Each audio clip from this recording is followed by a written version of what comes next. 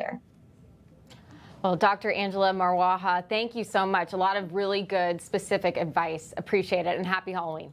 Yeah, thank you. Happy Halloween. Happy Halloween. Okay, folks, stay with us. We'll be right back.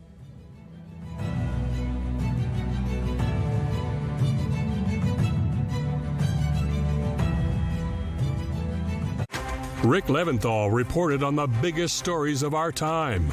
Now he's fighting to bring you the truth, no matter what it takes. Watch The Leventhal Report, weeknights at 7 p.m. Eastern on Newsmax 2. Hi, folks, we're back.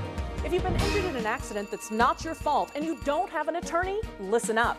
We have legal professionals standing by to answer your questions and tell you what your case is potentially worth. Pick up the phone, call now. John O'Hurley here. The Medicare annual enrollment period is now. But who has time to call a bunch of different carriers just to compare Medicare Advantage plans? But what if I told you it could take just one call?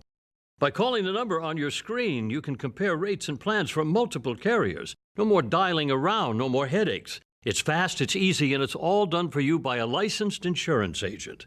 You could get the coverage you want at a rate that fits your budget. It won't take more than a few minutes of your day, saving time, and it may save you money. But the clock is ticking. When the Medicare annual enrollment period ends, so does your chance to make changes. I called to make sure I understood all the plans and benefits available in my area. I call every year to compare plans that fit my needs. One call to compare options from multiple carriers. For a free no obligation consultation, call 800-430-1251. Imagine the peace of mind you'll have knowing that you've explored your options and chosen the right plan for you. No more second guessing whether you could have found better coverage. Whether you're looking to reduce the cost of your plan, add benefits, or simply ensure your current doctors are still covered, this is one call that could make all the difference.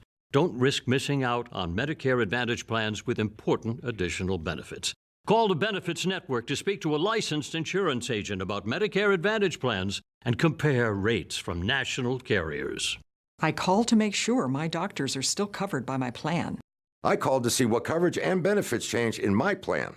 I called to find the plan that fits my needs for next year. One call to compare options from multiple carriers. It's your health, your peace of mind, and your time. Make the most of it today.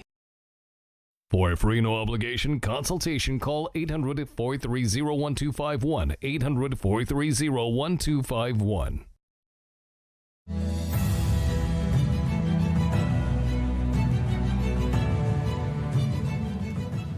So before we leave today, let's take a look at the beautiful First Lady comforting a sweet girl at the White House during trick-or-treating yesterday. First off, I mean, this is just indicative of her care for children, but also I don't think this would have been covered if it were, if it's Melania, it's not going to be covered, but we'll cover it here on First Edition. Absolutely. She deserves that sort of attention, and you could see it. You can't fake someone who's genuine. I mean, she genuinely cares about children. Mm-hmm. You could see it on her face. You could see it in the reaction.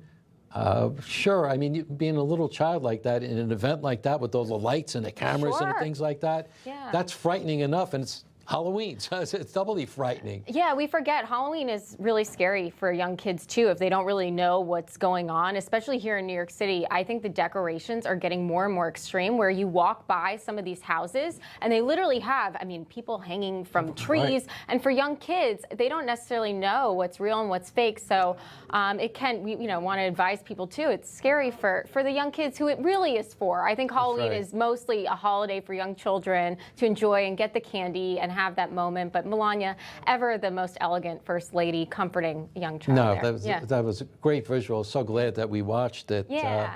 But back in the day, we used to give out candy, and sometimes someone would jump out of a bush to scare the children. Right. It's something that could happen, but stay alert. Experience evangelism like never before with the award-winning Way of the Master, Thursday and Friday on theDove TV.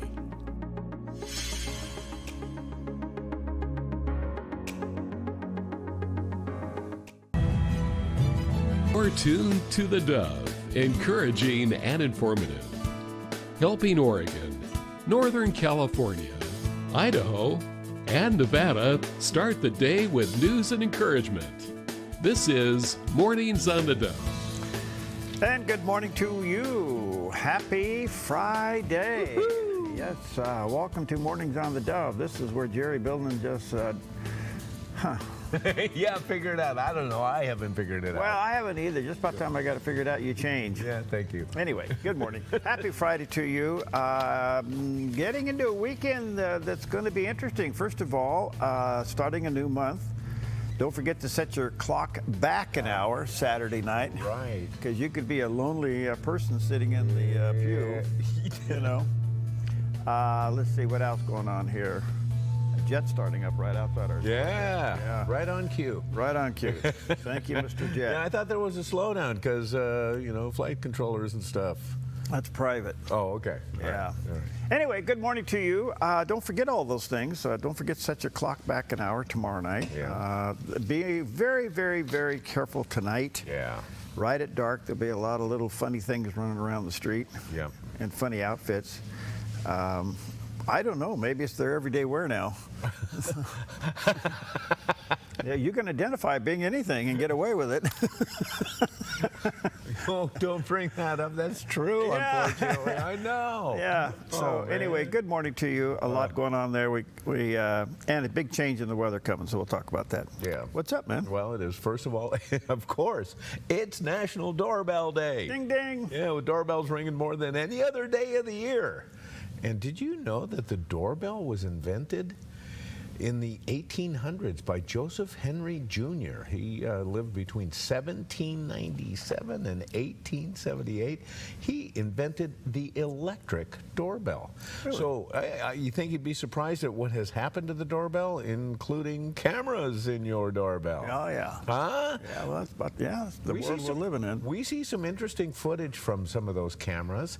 And, of course, one of the phenomena that's taken place these days is we get so many packages delivered to our doors, right? Boy, yeah. Amazon and all, and then we have this theft issue. Yep. And so people booby trap boxes and they put them right in front of their doorbell cameras, and we get to watch the entertainment. It's amazing, some of the stuff. And some of the callous thievery that goes on. It is stunning to see what goes on out there. It is. I can't believe that people are that bold. And then some of the other ones, and I understand this. Like, here comes a nice, innocent delivery person. Yes. And then there's a dog barking. Oh, yeah. And they just toss it to the door. Oh, you know? Oh, yeah, we get those videos too. Yeah. Some of the, yes. Yeah. Sometimes there's not even a dog barking. I know. Yeah. Yes. So, well. Well, the best one I saw was leave the package. Ammo's expensive, no more warning shots. All right. Enjoy your National Doorbell Day. It is also National Knock Knock Joke Day. Of course. Knock knock. Who's there? Art. Art who? R2D2, of course. All right. Ding, ding, ding. Yeah, well, whatever your knock-knock joke, have fun today. I have a feeling we're going to hear a few later. Yeah, Jerry, that's Gary. Yeah, I bet he's got a few, huh? Don't call us Gary. Yeah, we have a resident comedian. Yeah, good morning, Well, he thinks he is. Yeah, well, sometimes he hits it. He's fun to watch. It is also National Breadstick Day, known in Italy as grissini, and we love grissini, especially. I love the Olive Garden grissini. I was going to say, you go to Olive Garden. Oh man! Sometimes you can just belly up to the to the breadstick. What is it about those breadsticks that are so addicting? Is it the garlic butter? You know, I think it is. But they're just so nice and warm. And, yeah, exactly. Everything about them is just right. It's National Breadstick Day. Enjoy. And we have one other thing to eat. And of course, it's very seasonal and it hits on this day, Halloween. It's Caramel Apple Day. Oh. And caramel apples go by many names, taffy apples or even candy apples. They're made by skewering apples on a stick, dipping them into hot caramel, and we make them extra delicious, sometimes by rolling them in nuts. Some people like a sweet apple underneath. Some people like a tart apple with all that caramel. Tart works pretty good. I like the tart. Yeah, it works well. And did you you know the invention of caramel apple is often credited to a Kraft's food employee named Dan Walker? He was actually a sales rep. In 1950, he was experimenting with leftover caramels from Halloween. He melted them down, started dipping apples into them, and said, wait a minute. The idea caught on soon. They were became a beloved fall treat. And there was even a caramel apple machine that was patented in 1960. I haven't seen many of those. Caramel Apple Day coincides with Halloween. So how do you clean a caramel apple machine? I think you dispose of it. I don't know. Can you get the caramel off? How do you do that? Yeah. And you know, it is Halloween, so there's some other candies out there. Did you know that Reese's Peanut Butter Cups are the most popular Halloween candy in the United States? Oh, yeah. Snickers bar are second most popular. And you know what has really impacted Halloween and the way we eat candy?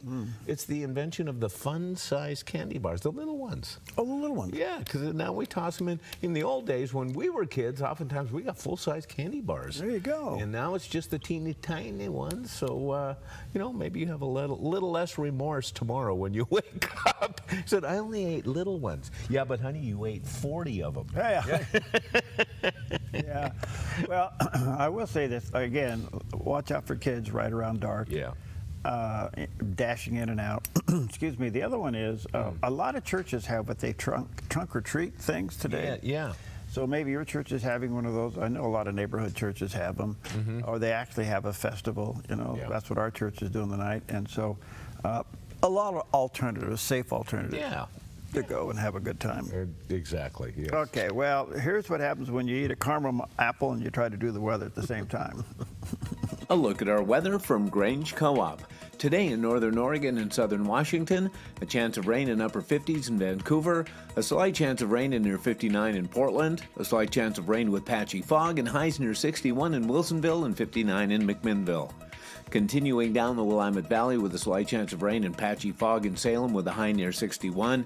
Patchy morning fog for Albany, Corvallis, and Eugene, then mostly cloudy and low to mid-60s. Partly sunny skies today across the central Oregon high desert with daytime high temperatures near 65 in Prineville, 63 in Bend, and 61 in Sun River. Over in Boise, Idaho, sunny and calm with a high in the upper 50s. Along the Oregon coast, mostly cloudy in Coos Bay with a high near 67. Partly sunny from Port Orford with a high near 63. Through Brookings near 56. And Crescent City, California with a high near 60. In southern Oregon, patchy fog, then partly sunny and near 69 in Grants Pass. Mostly sunny in Medford with a high near 67 and Ashland near 68. In the Klamath Basin, mostly sunny with highs in the low to mid-60s. Into Northern California, mostly sunny in mid-60s in Wairika, sunny in Redding and Chico with daytime highs in the upper 70s, and becoming sunny in Sacramento with a high near 77 and a light northwest wind. In the Bay Area, patchy morning fog from Santa Rosa through Napa, then sunny with highs in the mid-70s, sunny in San Francisco with a high near 69, and today in San Jose, early patchy fog, then sunny in mid-70s. It's a snapshot of your Friday weather from Grange Co-op. Hi, good morning to you. Happy Friday, and drive carefully incoming, huh? Yeah, Weather? boy, is it incoming indeed. You know. Okay, and it's going to last for like a whole week. Oh, yeah, the whole thing's going to change. All right. So anyway, well, Pastor Billy Graham, you know, it's Friday. Okay, I can tell. My mouth thinks it's Saturday, but Pastor Billy Graham is here. He says that you can know that you have eternal life. You're not really sure that you're ready to meet God. And the Bible says, prepare to meet thy God. Are you prepared? Are you sure you're prepared? You know, the Bible says, these things I write unto you that believe on the name of the Son of God, that ye may know that ye have eternal life. I can stand here tonight without being egotistical, without being conceited. I can stand here tonight and say to you on the authority of this book, I know my sins are forgiven. I know I'm going to heaven. I know that I'm going to live as long as God lives, because the moment I received Christ, I became a partaker of God's own life. Now I'm going to live 1 billion years, and I'll only have begun. I know that, not because of any goodness of my own. I'm not going to heaven because I've lived a good life. I'm not going to heaven because I've preached to great crowds of people. I'm going to heaven because of what Christ did on that cross. For by grace are ye saved, through faith, that not of yourselves, not of works, lest any man should boast. Well, oh gosh, he had the fire, didn't he? Oh, man. So I have a question. Okay. Will eternity be measured by years? That is a very good question, because he got me there when he says, I'm going to be living for 1 billion years. I started thinking of time measurement, and you ask this. I don't know. See, eternity is timeless. Yeah. We're in time. It's not. Right. So I'm wondering if there's going to be a measurement of hours and days and no watches? Years and time. No watches? Well, won't that be nice? Huh? Wow. So if there's no measurement by years, okay, where there'll be seasons. Oh, yeah. Right. Yeah. That's a great question. So you're part of heaven. You're going to have to live in the Alps. Be happy. I have thought about what my neighborhood might look like. Yeah, it's going to be a little white around the house, I think. There you go. All right, good morning to you. Happy Friday. Let's take a look at some of the top stories. And, well, the government shutdown is now, today is a do or die day, so to speak, because just about all of the major benefits, especially as it relates to what they call the SNAP, the food stamps and all that, runs out. Yeah. So the president is basically saying, all right, get rid of the filibuster, get rid of it right now, and do the nuclear option, which they have the power to do. The question is, will the Republicans do it today? Yeah. And this is a device that was actually brought up by Harry Reid. Yeah. Harry Reid. You remember the old Democrat Harry Reid? So he created the nuclear option. Yeah. The Republicans for years have always, campaigned against it. Right, and they warned him. They said, look out, what you bring in could be used against you. Well, guess what? It could be today that the nuclear option in the Senate will be imposed. We'll see. But look, this is wearing thin, and as Jerry and I were talking as we were going on the air this morning, it looks like some of the polls now are turning against the Republicans, against the president on this. And again, those are polls, and polls go up and down. Yeah. But isn't it interesting that in the past, Republicans didn't sign the continuing resolutions. This time the shoe's on the other foot, and the Democrats won't sign the continuing resolution. Right. So it's an oddity in the sense that the Republicans are in control in the House and the Senate. They passed this continuing resolution, and the Democrats, who have signed the exact resolution, exact same one, 13 times before, won't sign it this time. Right. So I think we're so tired of this. Well, there's some interesting words you could use here. Well, you know what? If the polls are right and people really are blaming this on Republicans, they're as misinformed as the voters of New York are in New York City, who are about to elect a Muslim communist as the mayor of the city. Yeah. It's the same ilk. He's still 16 points ahead, but he's lost a lot, too. Yeah. Well, you brought up a really great point, Perry, when we were chatting earlier. Curtis Sliwa, the Republican candidate's got 14%. Yeah. He drops out. Boy, it's a race. Yeah. You know what? Politics is, makes strange bedfellows, they say. Yeah, no kidding. But if he would go over and sit down with Cuomo and say, look, let's negotiate a deal here. And this is the art of politics. Yeah. The art of politics is negotiation and compromise. And what I mean by that, not in the bad sense, but you got to give a little, get a little. Yeah. So if he'd go over there and sit down with Cuomo and say, look, I'll back out, and you give me a leading position in fighting crime in this city. Yeah. Yes. Good point. Give me chairman of the police council or something. Right. Put me on the police force or something like that. Hey, Curtis? Yeah. I have a new consultant for you. Yeah. There's a guy you need to talk to. His name's Perry Atkinson. But think about that. Yes. So if he went over to Cuomo and sat down and said, look, there's a solution here. I'm a crime fighter. That is brilliant. Yes. Just make me assistant chief of police or something. Yes. I'll pull my 14% out in these last 48 hours or whatever it's going to be. Right. 72 hours. Yeah. And that narrows the gap down to 1 or 2%. I'll endorse you. Yeah. Yep. And oh boy, that would change the whole makeup. Now there was another little survey on that race, and that was that the Republican. How do you say his name again? The Republican? Yeah. Oh, Curtis Sliwa. Sliwa. Yeah. Okay, I can't get that in my head yet. Anyway, his base is not MAGA. Oh, okay. Oh. Or MAGA, however you want to say whatever. it. Okay. So that's an interesting twist. Okay. So we'll see. But all right. It's time for negotiations. I think so. The art of the deal. I think so. Yeah. Well, that's interesting that you mentioned that. It's funny Trump hasn't weighed in on this. I was just going to say, Don, call Chris. Call Chris, yeah. And make the deal. Yeah, and call Curtis. Curtis will take your call. Oh, Curtis, excuse me. Yeah. Call Curtis and make the deal. Yes. Yes. I don't know. That's just me. Well, Cuomo would take his call, I know. Yeah. Well, anyway, well,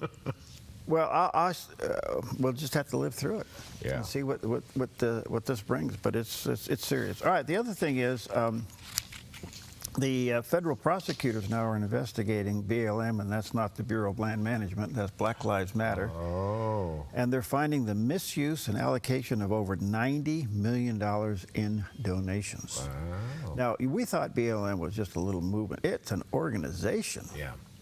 And they're starting to and so this kind of resulted from the George Floyd killing in 2020, and millions of dollars started to pour into this, and now they're doing the investigation, and it was misused. So here's the question: where'd it go? Yeah, where did it go? Who got paid what? Yeah, well, I would look at some of the Black Lives leadership, see where they're living these days. Yeah, what kind of residences they have, and people in office. Absolutely, yes. So 90 million has apparently been misused. The next story is sad. It's the only thing I can say. It's sad, but it has to be reported. And yesterday, finally, Britain's King Charles III. Has stripped his younger brother Andrew of his title and is forcing him out of his home by Windsor Castle and Buckingham Palace. And this is all in light of his involvement and his former wife's involvement, Fergie, with Epstein. They have both been stripped. He is no longer a prince. She is no longer a princess. It doesn't affect their kids, though. No, it doesn't. But what's interesting about that, and you were mentioning it briefly, that those terms, Prince of York, whatever, those titles get retired for decades. Yes. Maybe even right. They may not come back. They may not come back. Yeah. They may be retired for like a century. Right. Yep. So the monarchy is always fascinating to me, but the point being is, this is sad. Yeah. This is really, really sad. And I think the only time this has happened is back in 1919. There was one of the royals that got stripped. But the interesting thing about this to me is there was one article I read, and again, I don't know if this is true, but it's an interesting twist. Okay. Prince William called his dad and said, "Dad, you better do this, because if I have to do it when I'm king and you're gone and Andrew's gone, it'll be seen as sour grapes that I have to go back in time to protect." That's a great point. That title. And I hear, you know what, I wouldn't doubt that that's happened, because I hear that the future king is really hardcore about this. He's much more firmer in this than his dad, because his dad is dealing with his brother. And he's got a soft spot for him. But the future king does not. It's his uncle, and he sees him as a threat to the monarchy. And he's pretty hard line on this. Pretty sad. Yeah. By the way, Andrew, who's 65, will receive the title, the name, we'll put it that way, not a title, but a name, Andrew Mountbatten Windsor. And that's his family names. His dad, his grandpa. Yeah. Well, yeah. So that's all he'll get. Mountbattens from from Germany. So it's not of York. No. Now nothing. It's just flat. And no prince, none of that stuff. No. All that's been stripped. His royal duties have been stripped. Right. And I guess he's going to be living in a I don't know, like a condo somewhere off to the side. What happens to his allowance? See, I don't know. I mean, I don't know how far down this goes. Yeah. But it's really sad. I mean, you know, this is tough love. Oh, yeah. This is where it's, I don't know. It's almost like justice. If you don't do what the law tells you to do, then what good is the law? Yeah. And if you don't do what the protocol calls you to do in the monarchy, then what good is it? Yep. Good. The minute you make an exception to the rules, you have no rules. Right. So it's sad. Anyway, so that's some of the top stories on this candy apple, caramel apple Friday, where you sink your teeth into a really tart apple covered in hot caramel, and guess what? You hope your teeth don't stay in there. They stay there. We'll be right back. Yeah. When I cannot see you with my eyes, that faith arise to you. When I cannot feel your hand in mine, that faith arise to you. God of mercy and love.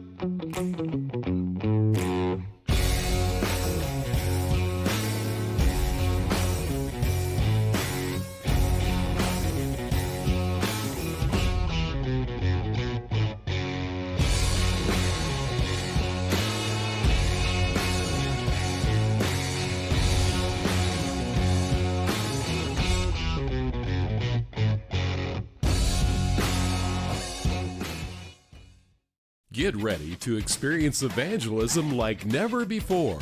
What did you have to do to come back like this? Each time you come back, you get closer to God. Ray, tell us about your past life as a Chihuahua. Will the Master on theDove TV delivers thought-provoking interviews between their dynamic co-host team and captivating witnessing encounters. Have you ever read the Bible? I read the first page. You haven't got past this page. Tackling hard questions with biblical wisdom and bold street witnessing that will leave you inspired and equipped to share your faith. Hey, why should I let you into my kingdom? And you say to him, because I was true to myself. Each episode will leave you better equipped to carry the good news into the world in this unique, award-winning reality TV show that will leave you saying, I can do that. My prayer life goes on steroids when I'm witnessing. It's like... Learn how to share your faith with Way of the Master, Thursdays and Fridays on theDove TV. Thousands of satisfied customers make Jim Clark's Consignment Country the most recommended RV consignment lot on the West Coast. Even dealers recommend us. That success comes from dealing with only the cleanest pre-owned RVs at the best prices, no high-pressured salespeople, and treating customers with respect. And we've been doing this in the same location for over 40 years. Before you buy or sell your RV, see why so many satisfied customers recommend Jim Clark's Consignment Country. Family owned and operated at 1630 Rogue River Highway in Grants Pass. All right, welcome back. 23 minutes past the hour. Some backyard things. By the way, just to kind of let you know, the governor is expected to sign this emergency bill. Finally? Today or tomorrow. And then Wednesday, the petitions to gather the signatures, petitions to stop this bill from going into effect, will be available the first of next week. The timeline to gather those 77,000 has been cut down to around 60 days. They're going for well over 100,000 to make sure there is enough because of the shenanigans that can go on in collecting signatures. If they are successful in doing that, then the bill to raise your taxes, $4.3 billion, will go on the ballot in the spring, and then that'll be a whole nother can of worms. But here's the irony of all this. If they get the signatures, this thing is suspended. And the original problem continues to be there. Oh. Look at the time and effort that they have spent in special session, extra money, all this nonsense. She's off in Japan, you know, on some kind of a junket. I don't know what it is. Right. And so the whole thing is just so messy, you know. But anyway, that's what's happening there. In the meantime, the federal government is proposing opening up more public lands for cattle grazing in Oregon and throughout western states. Now, this is a big deal, and this is a no-brainer too. where these ranchers can now have access to more grazing land for their cattle. It comes with its issues. You got to deal with, you know, where's the water, you know, other predators that might be out there. Cattle wrestling being what it is, but it does allow these ranchers to, you know, do more, which is well over the limit here. But what's so interesting to me is the government, you know, in an attempt to drive down beef prices, was going to go out and import beef from Argentina to lower prices in the United States. Okay. And what a stink that was. Oh yeah, yeah. When this is kind of the answer. So this is kind of like covering their rear end from a problem on a deal here. This is, gosh, we're so messed up in so many ways. But I'm glad to see this because this is a win-win. It helps the underbrush in these forest areas and in these grazing areas, and it helps the rancher at the same time. I just hope the government isn't greedy and overcharges them. Because at the end of the day, the rancher is doing the government a maintenance problem. They're solving a maintenance issue and a fire protection issue. Why don't you just let them have it free? Yes, yeah. I mean, they're paying for it anyway. It's called taxes. Okay. Yeah, funny you mentioned. Okay, and just so that you know, tomorrow is the big day, and municipalities all over the United States and right here in Southern Oregon could be losing up to $14 million in what they call the Supplement Nutrition Assistance Program, SNAP, starting tomorrow if something isn't done. Food banks are reaching out. And you know what's really interesting about this? This is going to impact the charity giving during the holidays that a lot of organizations do, like Salvation Army and food banks at churches and stuff. This is really, really, really bad. And I'm going, why in the world is that? You get so sick of this politics stuff. You know. And if we do anything in America, we do well in helping people, so to speak. And this is one of the programs that is so needed. But anyway, I didn't know this, but 1 in 7 Oregonians, which is about 18%, struggle to put food on the table. And here we are having all this stuff going on, and then we're going to turn around and raise $4.3 billion on the back of people. It just goes downhill. It just kind of drives you crazy. But, you know, this would be a good day to pray that our government just kind of, you know, knocks off the nonsense, fix the problem, and get on with life. This is crazy. So those are the top stories on this morning. I'm still on this caramel apple thing's kind of got me going here. I like the ones that are rolled in the nuts. The almonds, or peanuts. Yeah, that looks pretty good. All right. I don't like the ones that are just dipped in raw candy. Oh yeah, the candy apples. Right. It's kind of a hard, crusty. It might break your teeth trying to get through it to get to the apple. Yeah, I'd rather have my teeth pulled out than broken. You know what a good alternative is? Apple slices and then soft caramel and dip it. Oh, there you go. All right. All right, well, take a look at this satellite image. Here's what's going on out there. This is pretty interesting. Here it comes. Yeah, not bad today, but tomorrow, 80% chance, highs in the low 60s. And it looks like we got showers or a chance of showers at least for the next 8 days. And the only reason I say 8 days is because my forecast doesn't go out any further. That's something. It could be even more. So we got a wet one coming our way, as Leon would say. The storm door is opening. All right. All right. Well, Senator John Barrasso, a Republican from Wyoming, joined Varney and Company. And he warned that the shutdown is now a national crisis, blaming Democrats for dangerous politics as 24,000 flights face delays and airport safety concerns rise. We need to get this settled. We need to get the government open. And the Democrats are playing this game. It is a dangerous political game, and it is the politics of pain. People are suffering as a result of the Schumer shutdown. We voted yesterday for the 13th time in a row. The Democrats have voted to keep the government shut down. And when you talk about all these delays at the airport, well, TSA agents worked for the last month, not getting paid. Air traffic controllers the whole last month, not getting paid. To me, this is an issue now, a crisis in terms of national safety and national security. Regrettably, one of the Democrat staff members who works closely with the senators on the Democrat side of the aisle said, we're not opening the government until planes fall out of the sky. You say, how could that be? What has happened to the Democrat Party? Well, they're completely at the control and are being manipulated by the far left side of their party. And specifically, Senator Schumer is doing whatever they tell him to do. And why are they that way? Because they hate the fact that President Trump won. They hate the fact that anybody who ever voted for President Trump, they think this is going to hurt him. It is hurting the country. And the irony of all of this, Stuart, is that 13 times when Joe Biden was in the White House, the Democrats voted for this same continuing clean resolution that we ought to be voting on. I just left the Senate floor. It's sitting at the desk. We should take that up and pass it. You know, I was thinking about this. I mean, politics being what it is, and it's so ugly at times. Yeah. I will say this. I would say that the Democrats, and I'll blame this on the president, I think he's done a poor job explaining the problem. Okay. You know, when he held the chart up and showed the tariff problem, everybody got it. Got it, yes. But on this, the only thing they're doing is saying that it's the Democrats. Right. Here's what you do if I was president. You hold up 13 previous CRs. Yes. And you show Chuck Schumer's signature on all 13 of them. Right. What's stopping you now, Chuck? Yes. But they just do this war on words. And that's a really good point. Yes. I think that this is generational, in my opinion. But the generation running the country, which is us old guys, okay, we need to understand something. Yeah. Everything is visual. Everything's visual. You're right. And you have got to use that.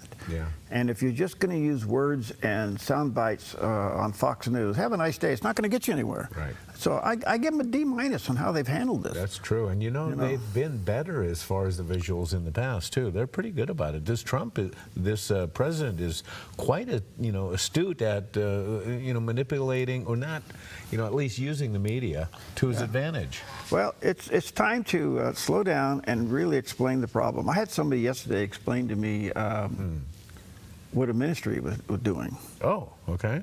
And I walked out and I'm going, I don't think I still know. Oh.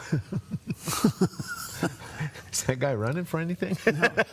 But here's the deal. Slow down. Don't assume anything. Yeah. Why were newspapers written for 8th grade level? Oh, that's a big question, yes. So we can understand it. Okay. Yeah. All right. Well, we're going to take a candy apple break. Okay. We're going to go candy apple hunting. You ever shoot an apple? I have. Oh, that's funny. Yeah. Oh, man. Okay. Anyway, we'll be right back.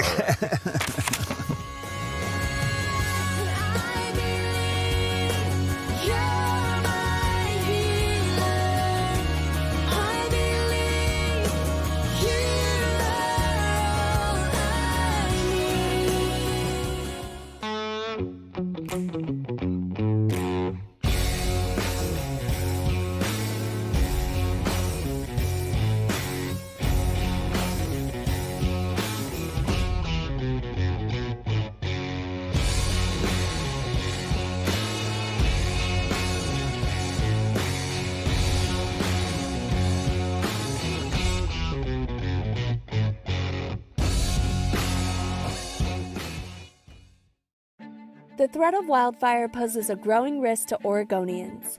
You can prepare now by taking 3 important steps. Create a home inventory, make copies of important financial records, and contact your insurance company to make sure you have the right amounts and types of home insurance coverage. Be wildfire ready by being insurance ready. Visit dfr.oregon.gov/prepare now to learn how. Welcome to Rise Direct Primary Care. Imagine a healthcare experience where you're known by name, cared for like family, and treated with compassion. How is that possible? With an affordable, flat monthly membership, you receive unlimited primary care and minor urgent care visits. No insurance needed. At Rise Direct Primary Care, we offer a friendly, affordable healthcare experience where you get a whole hour with your provider. Located in Central Medford and accessible by phone or text, we can typically get you in the same or next day. We prescribe urgent care medications directly from our office, saving you a trip and wait time at the pharmacy when you'd rather be at home getting better. Personalized medical care with a human touch. Rise Direct Primary Care is all about healing the sick with compassion and keeping the healthy healthy. Rise Direct Primary Care. We're here for you. Visit risehealthdpc.com or call or text us 541-827-8603. 541-827-8603.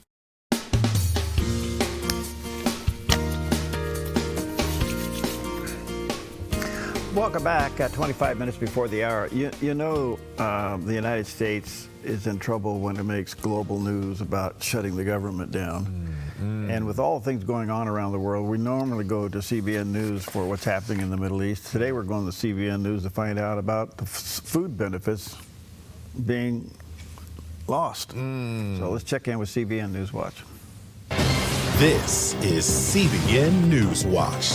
Millions of Americans stand to lose food benefits tomorrow as the government shutdown continues here in the United States. President Donald Trump has called for Republicans to change Senate rules to allow a vote to open the government again. Dale Hurd is on the story. Nearly 42 million Americans receiving food assistance under the Supplemental Nutrition Assistance Program, or SNAP, will lose those benefits tomorrow if Congress can't agree on how to keep the program going or reopen the government. Overnight, President Trump called on Republicans in Congress to change the rules in the Senate to again open the government with a simple majority vote instead of the 60 votes currently needed, the so-called nuclear option. Trump posted on Truth Social, because of the fact that the Democrats have gone stone-cold crazy, the choice is clear. Initiate the nuclear option, get rid of the filibuster, and make America great again. Conservatives have long opposed getting rid of the filibuster because they believe it could open the door to bad legislation in the future, and Republicans don't seem to have the votes to do it anyway. Almost 1.4 million federal workers have already gone without pay, and more than 750,000 are on furlough. Air traffic controllers are going on their 6th unpaid week, and that could lead to massive travel disruptions. Meanwhile, food banks across the country have scaled up efforts to help those in need of food assistance. We're treating this just like a hurricane where we're going to step in. It will be a challenge, but we're up to the task as we have been before.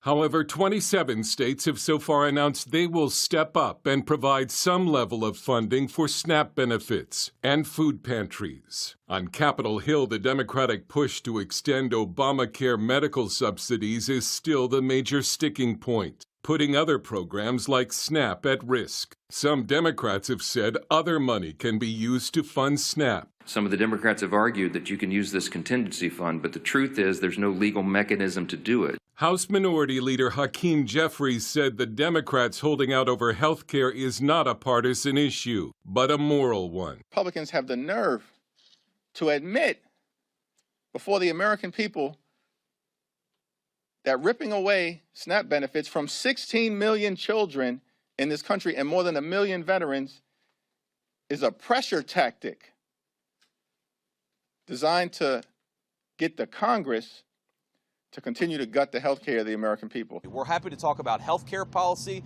We're happy to talk about tax policy. We're happy to talk about regulatory policy, but not at the point of a gun. You do not get to take the American people's government hostage and then demand that we give you everything you want in order to pay our air traffic controllers. And Vance has pleaded for what he called 5 reasonable Democrats to step up and help Republicans stop the shutdown. Dale Hurd, CBN News. And our CBN News Middle East Bureau Chief Chris Mitchell is joining us now. So, Chris, do you expect the ceasefire between Hamas and Israel to last? And if not, what's going to happen next?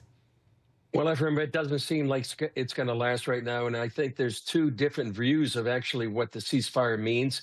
For Hamas, it means a hudna, an Islamic term that means they can rearm and regroup and to fight another day.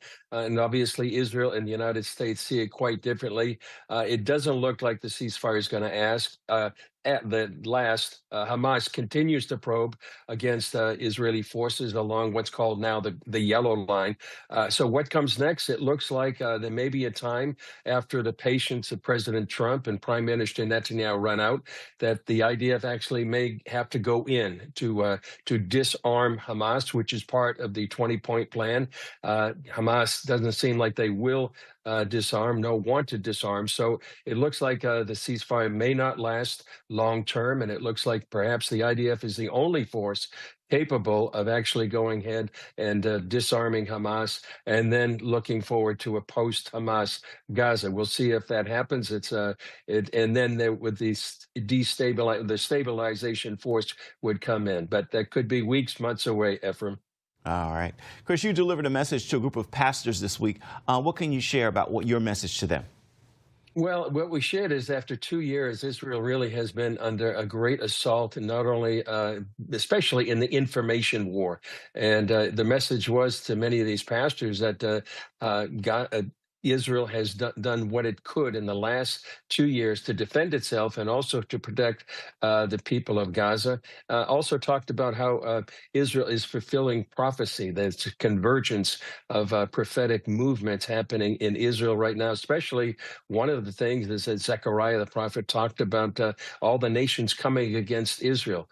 We see that unfolding before our eyes, as well as many other things happening in Israel. And also an encouragement to these pastors to stand with Israel, even against the assault of so many attacks against Israel and the Jewish people, especially on social media. Well, here we go. Yep. I just think it's inevitable. The question is, what's it going to look like and how it's going to be carried out? Yep. All right, let's check out the weather as we head into a weekend here in America. A look at our weather from Grange Co-op. Today in northern Oregon and southern Washington, a chance of rain in upper 50s in Vancouver, a slight chance of rain in near 59 in Portland, a slight chance of rain with patchy fog and highs near 61 in Wilsonville and 59 in McMinnville. Continuing down the Willamette Valley with a slight chance of rain and patchy fog in Salem with a high near 61, patchy morning fog for Albany, Corvallis, and Eugene, then mostly cloudy and low to mid-60s. Partly sunny skies today across the central Oregon high desert with daytime high temperatures near 65 in Prineville, 63 in Bend, and 61 in Sun River. Over in Boise, Idaho, sunny and calm with a high in the upper 50s. Along the Oregon coast, mostly cloudy in Coos Bay with a high near 67. Partly sunny from Port Orford with a high near 63. Through Brookings near 56. And Crescent City, California with a high near 60. In southern Oregon, patchy fog, then partly sunny and near 69 in Grants Pass. Mostly sunny in Medford with a high near 67 and Ashland near 68. In the Klamath Basin, mostly sunny with highs in the low to mid-60s. Into Northern California, mostly sunny in mid-60s in Wairika, sunny in Redding and Chico with daytime highs in the upper 70s, and becoming sunny in Sacramento with a high near 77 and a light northwest wind. In the Bay Area, patchy morning fog from Santa Rosa through Napa, then sunny with highs in the mid-70s. Sunny in San Francisco with a high near 69. And today in San Jose, early patchy fog, then sunny in mid-70s. It's a snapshot of your Friday weather from Grange Co-op. A little bit of our outdoor scene there. It's Yeah, I was waiting for you to describe what we're seeing. Well, we're seeing a low layer of fog, a little bit of sunrise, and then the upper layer of the clouds coming in, bringing the weather. So I can't tell you where it's at, but it's out there somewhere. Yep. There you go. All right. Good morning. Well, before there was Route 66, even before there was an interstate at all, there was the Lincoln Highway, which was dedicated on this day in history.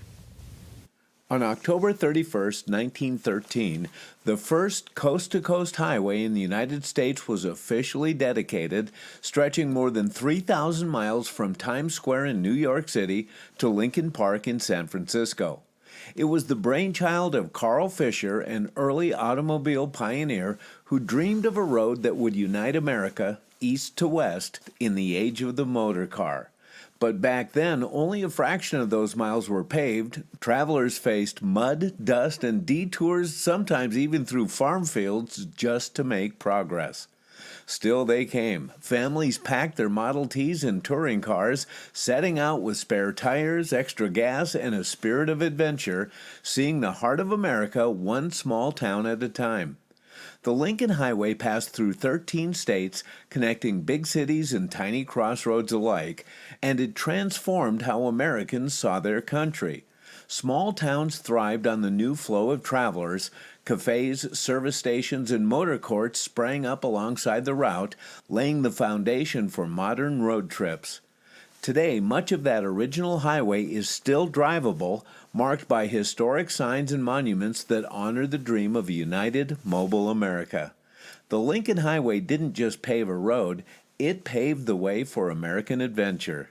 This thing was so brand new when they did this, they didn't know how to pay for it. And so this Carl Fisher, who, by the way, not only dreamed up the first highway across the country, he's the guy that built the Indianapolis Speedway. Oh. This guy was a visionary. Wow. But they didn't know how to pay for it, so they started trying to raise money. And they went to the automakers, and a couple of the automakers said, yeah, we'll pony up to this thing.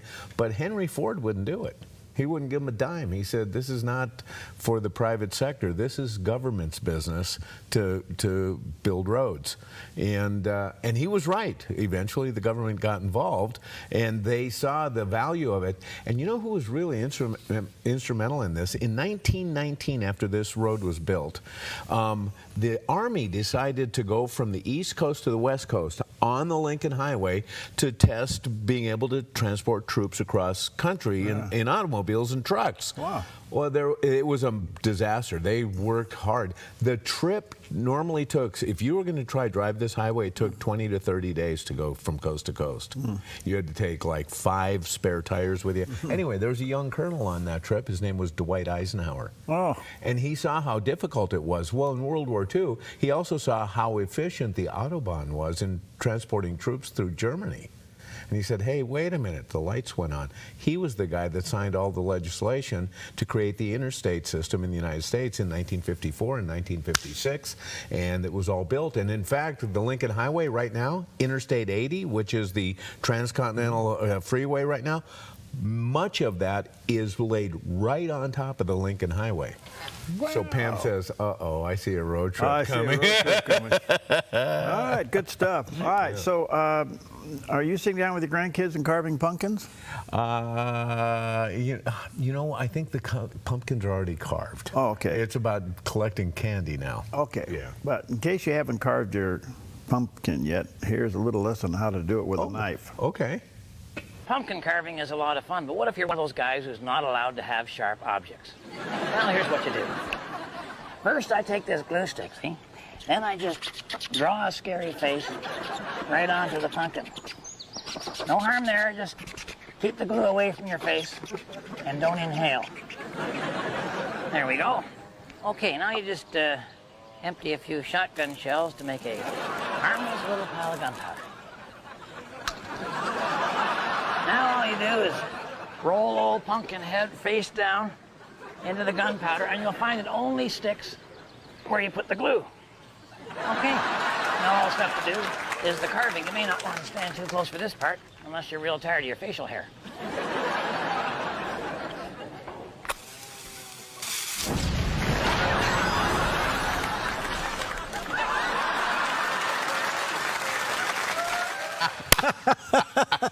Sign me up, I'm in. Okay. All right, we'll take an explosionary break. We'll be right back.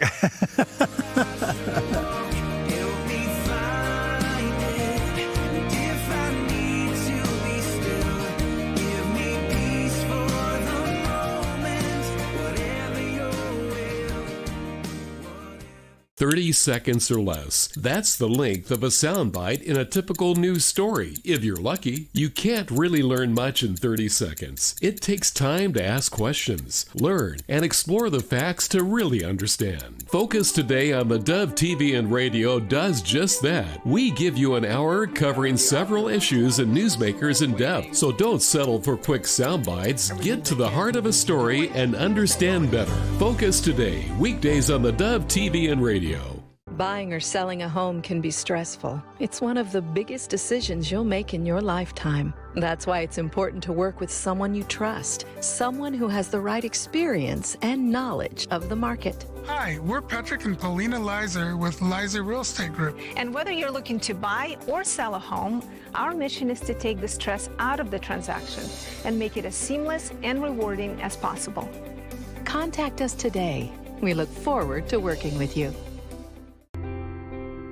Heavenly Father, I just want to say thank you today. I don't want to pray just when I need something or when things aren't going my way. I need you all the time, no matter what is going on, and I just want to say thank you. Even though things aren't perfect, you are, and your plan for me is. Thank you for your grace, for your mercy, for your unconditional love for me. And most of all, thank you for sending your Son Jesus to die for my sins to prove that unconditional love. That even while I was a sinner, he died for me. Thank you. In Jesus' name, amen. Twin Factor is brought to you on the Dove TV by Black Flag Armory. Firearms, gunsmithing, training, and the best prices in Southern Oregon. Twin Factor, weekends on the Dove TV. Okay, welcome back. 10 minutes before the hour on a beautiful Friday as we're going to end a week. We're going to end a month. This is the last day of the month, better known as Halloween. So be careful with all the critters and little people running around out there. Yeah. And tomorrow's November 1st, and tomorrow's another milestone in the Dove. Oh, yeah. Tomorrow, the Dove Radio will have been on the air 65 years. It signed on November 1st in 1960. And this past week, this past Wednesday, just the day before yesterday, we opened up our new studio for people to come in and take a look. And we had an open house, and I realized that, you know, not everybody during this time of the day could come. Yeah. But we had an amazing crowd throughout the morning, and they just kept coming and coming and coming and coming. At one time, I think we had several hundred people on the floor here. But I just want to say thank you, because what we have been through and what we are doing here is a result of your faithful support of this ministry. And so a lot of people came in and saw it, and don't get me wrong, if you couldn't make it and sometime you want to see it, all you got to do is call and we'll schedule a tour for you. Yeah. But we're really excited as to what the Lord has provided for us there. As you can see, that there's the big LED wall, which is behind us, which is absolutely an amazing tool. There's our new control room and things like that. People kept coming and coming and coming, and the comments we got, I heard stories about people listening and watching the Dove and what it's meant to them. It was just amazing. They kept asking where Pam was. I know. Yeah. I know. Anyway. You got to do this again. Yeah, we'll have to do it She again. wasn't able to come, but she wants to be here. But she's watching this right now because she Good. knows. Yeah. But I just want to say to all of the people who listen and watch the Dove, thank you for your support. You know, the Dove still is on the air. 83% of our revenue is from viewers and listeners. And so we planned and saved and budgeted, and I tell you, it was quite a deal, because we were literally being considering moving again, and I just didn't have it in me to do this. And this, I love this building. Yeah, yeah. And I just didn't want to do it. And so our board, we sat down and we talked and prayed, and they said, look, just stay here and fix the building. So we budgeted, we saved, and cause like most things you do, they end up going in another direction. Yeah, yeah. So when you take on a project like this, sooner or later they take a twist and turn you weren't counting on, and that happened here. And I'm not complaining. I'm just saying it's just a surprise, and it gets you out on the faith walk a little further. Yeah. But folks, I want to say thank you for your support. Thank you for your prayers and support. The Dove is now positioned for the future, far beyond anything I thought we'd be. This is stage one. We have stage two, which we flipped the building and moved the studio over at this end of the building. And at the other end, it's just a pile of stuff right now with people sitting on top of each other. Yes. We got to get over there and fix that side. Yeah. But anyway, it's positioned us. And I have to tell you, some things that we're working on in the future, it's just amazing. And I think the message that I'm sensing and hearing is that God is using the Dove and is going to use the Dove in a greater measure this next year. And doing this project here prepared for us for that kind of reach. I'm not interested in bigness. I'm interested in impact. But God has opened up doors. Yes. Whoever thought we'd be broadcasting in Las Vegas? Yeah.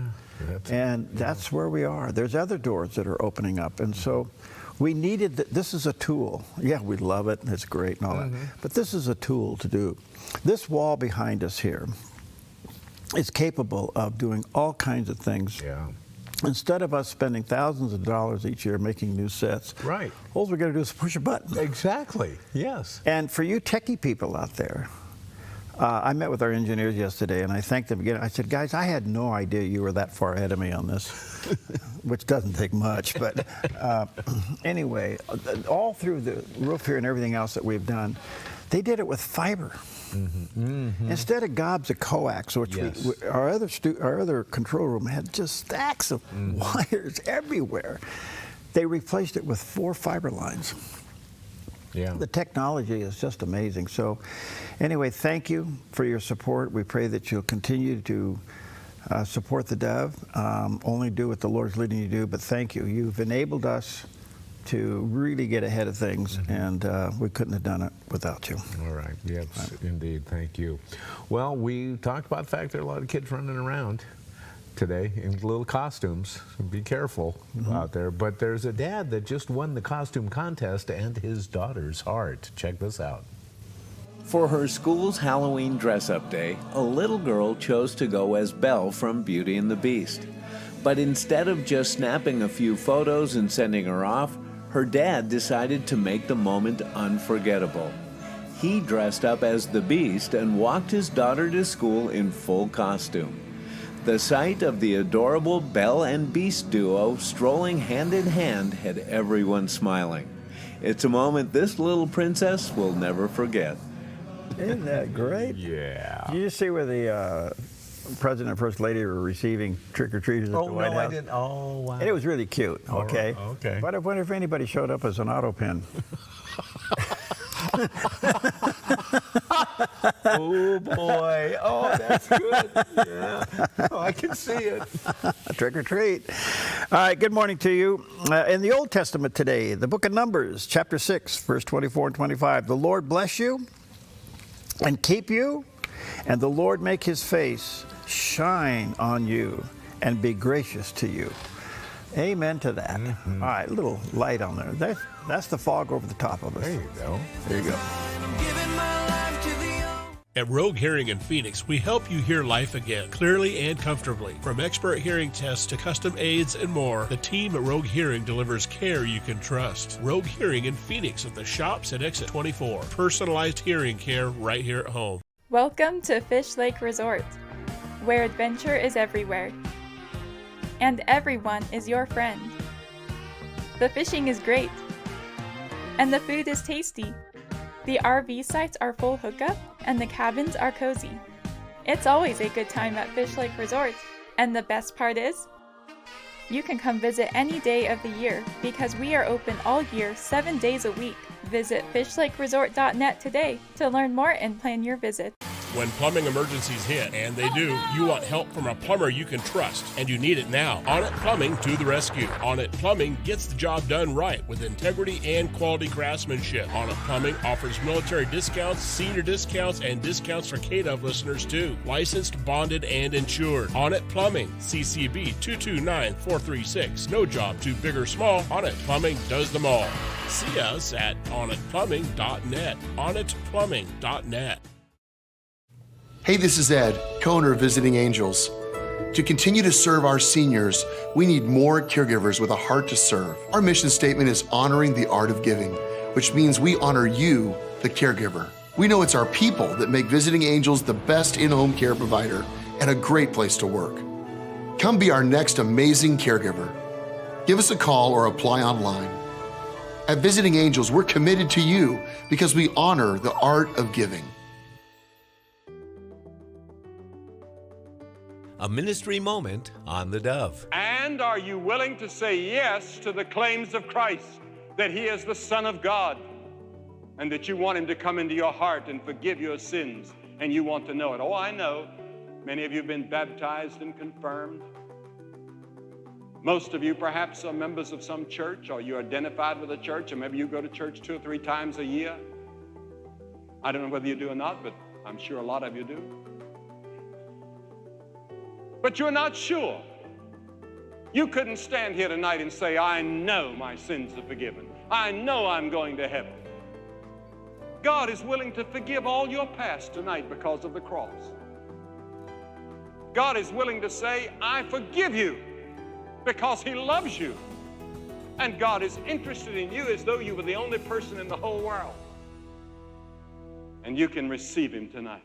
It takes time to ask questions and understand. Focus Today does just that. We give you an hour so you can understand better.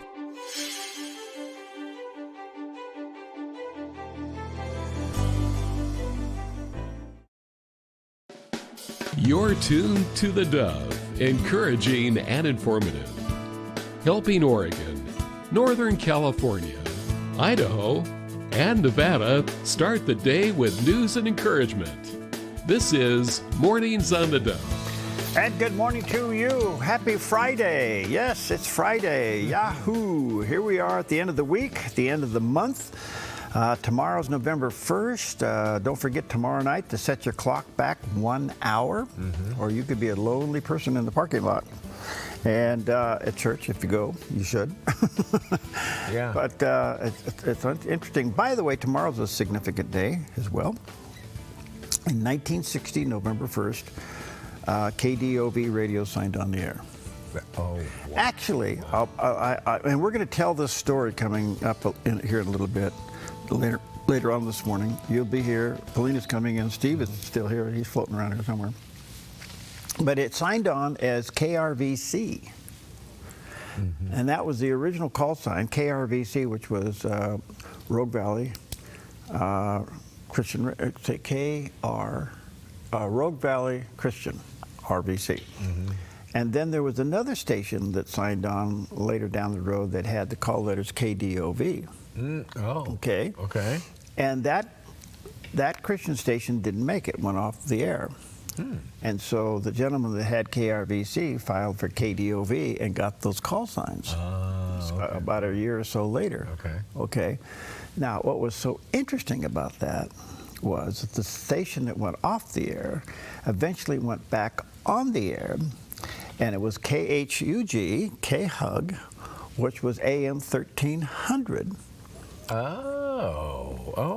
Which we acquired quite a few years down the road. We got that frequency back and put the call letters KDOV back on that frequency. Oh my goodness. And then a few years later we got the FM, which was a 10 watter, and now it's a 26,000 watter. Oh my gosh, how did that transpire? Well, we'll tell the story. Okay, oh my word. So all of this over the last, so in 1960, it went on the air for the first time. It was a 1,000 watt daytime station. Okay. Today we are 14 radio outlets, with the main station being a 26,000 watt station. Amazing. Okay. Amazing. And the stories in between are pretty horrendous. If you don't believe there's a miracle working God, just stick your nose in here and listen to the stories. Okay. So anyway, all that's coming up. Good morning to you. Happy Friday. What's up? Well, ding dong. Ding dong. Ding dong. Well, you can hear a lot of that going on today. Ding dong. We're not talking about anybody on this show here. We're not, no ding dong. It's National Doorbell Day, with doorbells being rung more than any other day of the year. And of course, we look at the invention of the doorbell. The electronic doorbell was invented by Joseph Henry Jr. He lived from 1797 to 1878. You get a shock when you ring his bell. Went, hey! And how doorbells have evolved. Look at them now. They got cameras on them. Yeah. And in fact, I have a dog that got a little bit worried about some of the extracurricular activity that was going on outside at my place yesterday. We had grandkids. We were running 2 mowers. We had a quad going. One of the kids had a blower. He was helping me blow the sidewalks up, and it was too much for this dog. He's a little spooky anyway, and he took off. And I get a call from a neighbor down Powerline Road. He says, "Your dog's over on my porch." I'm not home, he said, but I got it on my doorbell camera. Oh, there you go. I got it on my doorbell camera. He's sitting there right now, and he says, "I'm not going to be home for a while." I said, "Well, you don't mind if I go over there and pick him up, do you?" And he goes, "No, be my guest." So I go over, I drive around, and I get out, and as I walk up, I wave at his doorbell because I know he's watching me. Oh. So, there's a lot of advancement going on in doorbells, but be careful out there today. Also, National Knock Knock Joke Day. Knock knock. Who's there? Art. R2D2, of course. Okay, there you go. Yeah, they're bad. They're all bad, aren't they? They really are. They're corny. Yeah, moving on. National Breadstick Day. Ooh. In Italy, breadsticks are known as grissini. Either way, whatever you call it, they're all good, especially Olive Gardens. Ooh. We love those, but breadsticks, I bet you can't eat just one. No, you can't. They're like potato chips. Yeah, and another good thing to eat, the only other thing we have is it's National Caramel Apple Day. Of course, coincides with Halloween, and it goes by many names, taffy apples or even candy apples, and of course, they're made by skewering apples on a stick, then dipping them in hot caramel. And sometimes we roll them in nuts and chocolate and other candies. Now, the invention of the caramel apple is often credited to a Kraft Foods employee named Dan Walker, 1950. He was experimenting with leftover caramels from Halloween. He melted them down, dipped apples into it, and guess what? The rest is history.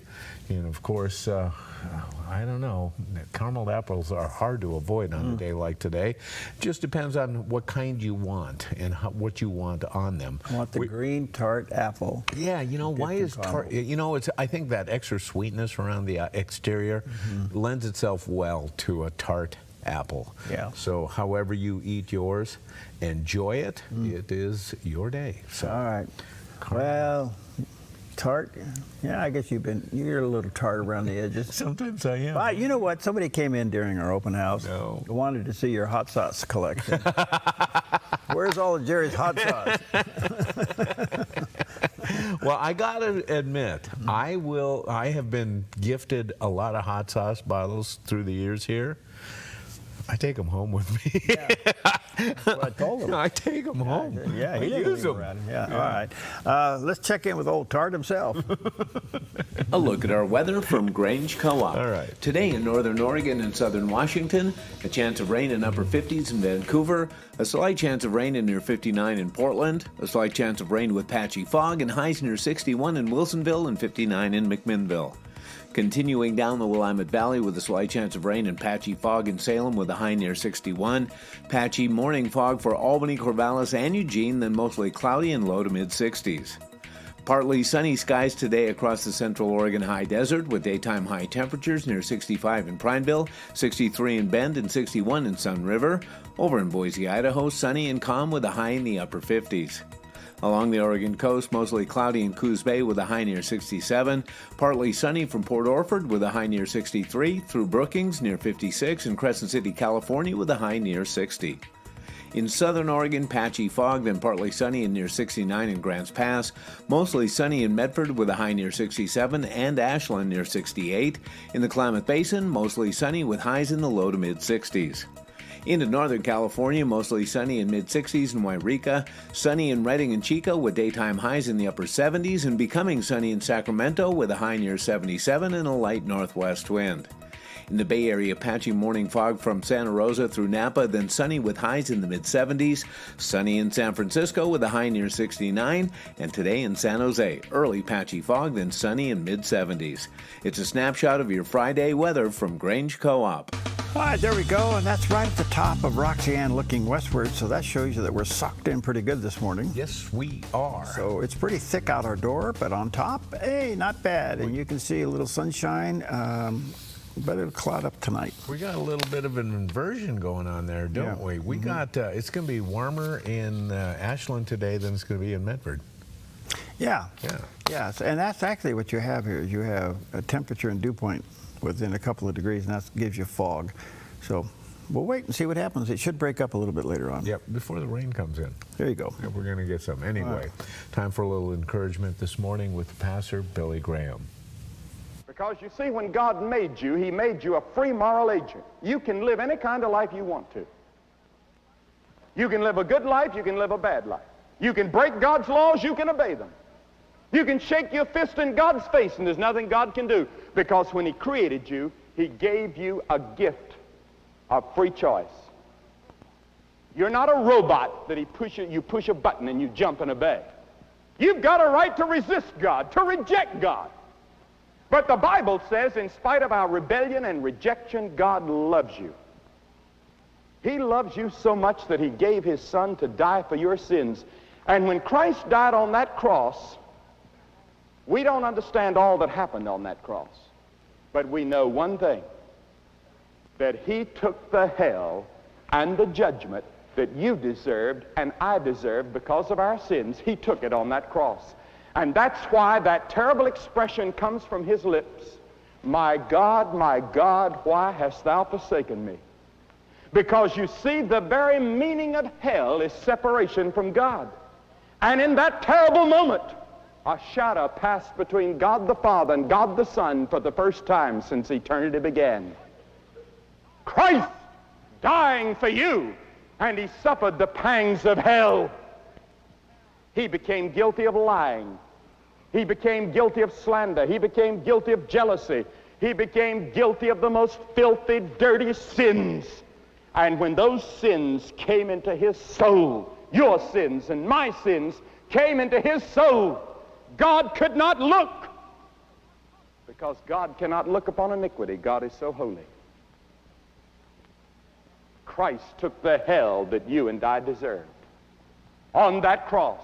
Now God says, receive him, believe in him, put your trust and your confidence in him, and I will forgive your sins, and I will guarantee you eternity in a place called heaven. Gosh, that was a long time ago, but the message is still the same. It's timeless. Timeless. Absolutely timeless. Yeah. All right, good morning to you. 11 minutes past the hour. Let's check out some of the big stories. And the shutdown of the government is one of the bigger stories going on today. And the president basically saying, get rid of the filibuster, get rid of it now, and do the nuclear option, which is basically where the Republicans can pass a resolution that would solve the problem and temporarily suspend the 60 votes needed to open up the government. So I think we're so tired of this, but you have an interesting twist on this morning. Yeah, airline CEOs, the heads of a number of airlines are in Washington, and the United Airlines CEO just torched Schumer. He said, it's been 30 days, let's get a clean CR and stop putting American workers at risk. Even the airlines are done with Chuck Schumer. Well, this particular continuing resolution, the Democrats signed 13 times before. But because now that resolution is being given to them from the Republicans, they're rejecting it and they're tying it to some other things. Right. This is really bad. The hard part about this is that all the food subsidy programs will end tonight at midnight if they don't do something. Right. And a lot of people will be now see their food bank go way down. And you know, isn't it interesting? They have the government shut down because they can't get what they want. Democrats can't get what they want from Republicans. The sad story is they couldn't get it from themselves either, because, by the way, these tax credits, the Obama health care tax credits, they extended during COVID, but they didn't extend them permanently. When they controlled the government, they couldn't even get it done, but now they want that from the Republicans who now control government. I mean, it is absurd. Yeah, it really is. I mean, this is such, you know, anyway, it's I'll be talking to Jim Dornan, who's right in the heart of Washington, D.C. a little bit later on this morning, and it's just sour grapes. It is. It really is bad. The other story is that the federal prosecutors now are investigating and have uncovered about $90 million in donations misused by BLM, and that was the Black Lives Matter. This is an organization, folks. It wasn't just a bunch of mob. This is an organization where millions and millions of dollars went into it, and they're saying now that they're on track of realizing that 90 million got misspent. So the question is, where to go? Yeah. Well, I think you look at leadership. You see how is leadership living these days, and where are they living? Check it out. Okay, so that's coming up. That's another investigation. This next story is literally sad. You knew it was brewing out there, but yesterday, Britain's King Charles III literally stepped up and stripped his younger brother, Andrew, of his title of Prince and forced him out of his home by the Windsor Castle and Buckingham Palace. He did that yesterday, and punishing him over his ties with the sex offender Jeffrey Epstein. And it also included his former wife, Fergie. Yeah. So this is really, really sad. Yeah. And when you uncover this, the stories, the post stories of Prince Andrew, and he purged himself on numerous interviews. And you kind of go, wow, this just went from bad to worse. Can you imagine having to do this? Oh, and he's still in denial about the whole thing. Well, it's just, it's really sad. And one of the articles I read late yesterday about this was that Prince William basically told his dad, the king, Dad, take care of this, because if you don't take care of it and I'm king and you're gone, I'm going to have to do it, even if it's a post-action, so that we can protect the integrity of the term York. Right, yes. And so he's stripped of, he can't be used Prince. His name will be Andrew Mountbatten Windsor. Right, and of course the Mountbatten comes from his dad. That was his dad's name. Yeah. And so, yeah, all the titles have been stripped. It's all done. Now, it didn't affect their kids, Fergie's and his kids, but she's no longer a princess. He's no longer a prince. Yeah. And he has to move out of his residence. Yeah, so I guess he gets kind of like a, I don't know, a royal condo somewhere. Yeah, and you mentioned Prince William, you know, who's going to become king. Yeah. He's much more of a hardliner on this than his dad. He is protecting the monarchy, and that's his whole purpose in this. He is visibly seen angry at his uncle. Yes. And doesn't even want to be around him. Right, yeah. So we don't know all the deals, but this is really sad. I think the last time this has happened, what I read was 1919, when one of the royals lost their titles for various things. And I think that was because they were for the Germans during the war. Yeah. Well, I don't want to get away from the subject, but speaking of royals, you know, there's a World Series going on.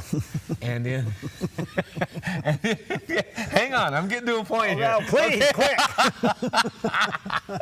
So anyway, they were in L.A. the other day, and of course, when you're in Los Angeles, you look in the crowd, they pan the crowd. There's all these noteworthy celebrities and stars. And all of a sudden, on camera, here's this couple, and she's aware they're on camera, and he's not. And she's telling him, we're on camera. And he's like, you know, so what? But she is totally focused in on it. It's Meghan Markle and Prince Harry. Yeah. I couldn't believe it. I thought, oh, God, settle down, Meghan. It's okay. You're on camera. You'll get through this. Will that ever get healed? No. Okay. Isn't that sad? Yeah, it is. It's really sad. Okay, well, we're going to take a royal break. We'll be right back.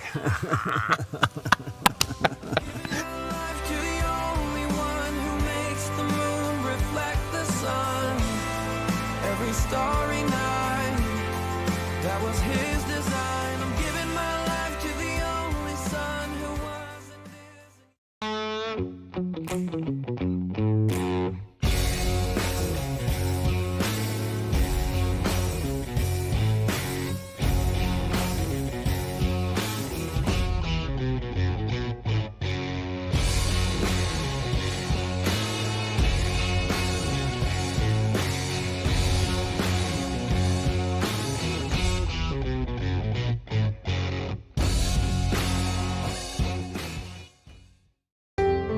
Come fall in love with Northridge Senior Living, where contemporary sunlit interiors meet old world elegance.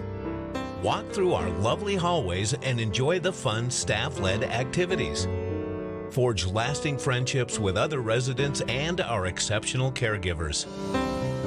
Dine in style. Gather near the fireplace under breathtaking chandeliers. Our reasonably priced apartments are spacious with private balconies. Northridge is Christian owned and operated, pet friendly, and only 2 blocks from Asante Rogue Regional Medical Center. On-site 24/7 in-home care is available. We also offer senior adult daycare where your loved one can spend the day with us and the evenings with you. Northridge Senior Living, your home. Every day in Southern Oregon, lives are shaken by poverty, violence, and hardship. Last year alone, the Salvation Army reached more than 11,000 people in Jackson County with food, shelter, and critical support. Behind every meal served, every family housed, and every life restored, there's a volunteer making it happen. Please join us. There are many ways you can volunteer and make a difference in someone's life today. The Salvation Army doing the most good together. This message made possible by the Oregon Health Authority Hospital Base Intervention Grant.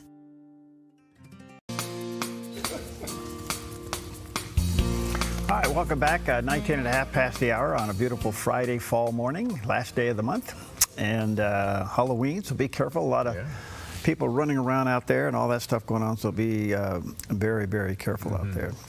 Okay, so let's see, do I have all this right? Yeah, I do. Okay, I guess I got a caramel apple on my mind. Yeah, but you got your teeth, so it's okay. Yeah, I do. They're real. Those are my real ones. Okay. Anyway, some good news. The feds are opening up more public lands for cattle grazing in Oregon. This is a good deal. I don't know what the financial arrangements are. Oh, yeah. But this is good for cattle ranchers. They need this, and this is also good for the government because this is maintenance. But the sad part about this, there was an earlier movement to buy more beef from Argentina in order to drive the American beef prices down. And boy, that raised a big stink. I mean, people got pretty upset, and rightfully so. Yeah. Okay, so how do they counter this? They come back and they're going to open up more grazing land. So this is good stuff. Now, my dad had a ranch out of Elko, Nevada. And the ranch operation part of it, which he didn't own, he owned the land, but he had a cattle rancher that did the rest. And they butted up against BLM land and stuff like that. And their whole future of their ranching operation was contingent upon grazing on that land. Oh, okay. Because that's how they got their cows fat, you know, the cattle fat. So it's a good deal. And I remember riding out there, rounding up cows in the afternoon, you know, and helping these ranchers do that. But it's a good deal. It's a good deal. Hopefully we can get the beef prices into a little bit more affordable range, see what the futures are there. And as you well know, as it's been all over the news now, tonight at midnight, the Supplement Nutrition Assistance Program, SNAP, will end at midnight. This is where a lot of people get food assistance across the landscape. And some 28,836 households just in Jackson County could have a problem at midnight tonight if they don't solve this problem. That's why the president's calling for the Republicans to use the nuclear program and open up the government again.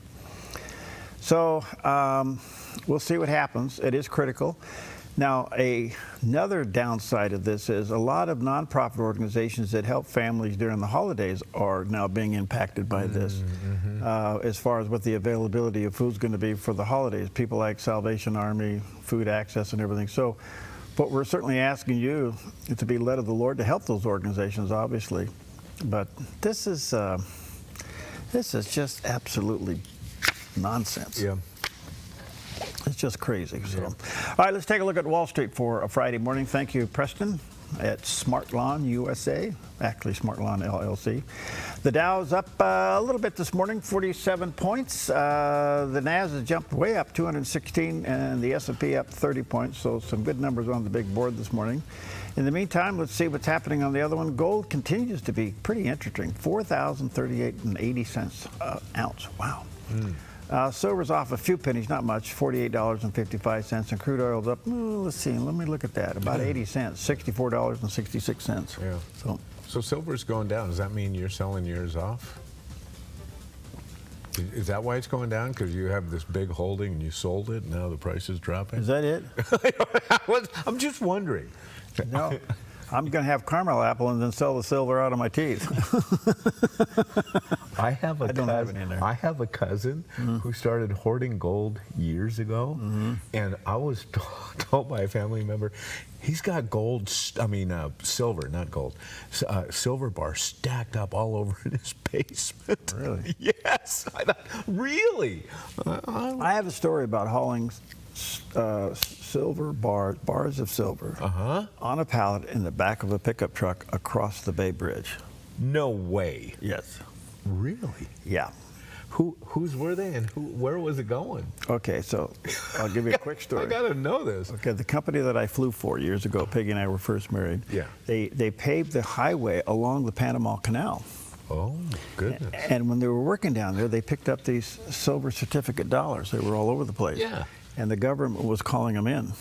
Okay. So my boss, he got thousands of them. Really? And so there was this program that if you turn the silver certificate dollar into the printing place in San Francisco. To the mint? To the mint. Yeah. They would exchange it for silver bars. No way. So I drove the company pickup. I love it. I love from Walnut Creek. Yeah. Well, I'm not kidding you. I had boxes of silver certificate dollars. You're the armored car driver? I'm the only guy. And I'm driving across the Bay Bridge to the Mint. And I had to go through all this security. Oh, my goodness. And even the guys in the Mint said, how'd you get here? And I told them, he goes, gosh, you're crazy. You're crazy, yeah. So I give them all these silver certificates. And I had to wait till they counted them. Oh, sure. And they were musty because they were from Panama, and they were the humidity down. Right. Oh, it was horrible. Yeah. So anyway, it resulted in a pallet of silver bars. No way. And so they took this forklift and set it in the back of the truck. And the truck goes down. I said, they said, you're really stupid. And I go, yeah, well, I'm just doing what I'm told to do. But anyway, so they did do something for me. They got some cardboard and wrapped it. And, oh, no. I can just see you going around unwrapped silver bars in the back of an open truck. This is a true story. Oh, Perry. And I drive it back. Oh, this is fabulous. And my boss is there, and I come out of the party, and I say, where it is, and the truck's sitting there like this. That, yeah. Everybody came out, and they're unpacking these silver bars. That's how he did it. But the government called him in in exchange for silver bars. Oh, that is fabulous. I'm getting laughing on my back. I survived that one. Oh, my goodness. Okay, well, we know that the government shut down. Hopefully there are some developments, and with a look at that, here's Representative Andy Harris from Maryland, who joined Mornings with Maria to discuss the latest developments.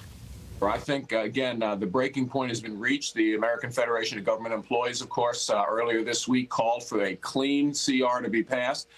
This is a Democrat union for all intents and purposes, so they're calling on their own leaders to end this shutdown. So you have that, you have the SNAP benefits, you have the air traffic controller, you have all the things converging, and I think within a week, I think that a reasonable handful of Senate Democrats are going to vote to end this shutdown. Well, if it happens right now, we could leave it through the 21st, come back to Washington, negotiate at least 3 of the appropriations bills, I think maybe 5 of the appropriations bills by the 21st, and then pass another continuing resolution into next year. I think there's no point passing a continuing resolution until just before Christmas, because that's when omnibus bills happen, and that's not a good idea when we're in the spending crunch that we're in. The bottom line is that the Senate needs to take action. They need to take action soon. The House is ready as soon as the Senate takes actions to deal with it. We'll see. Yeah. I don't know. There's another level of this. Even makes CBN News. I think something's going to be done. Today. Now, whether or not do the Republicans, and I'll ask Jim Dornan this when I Skype him in here a little bit from Washington, D.C.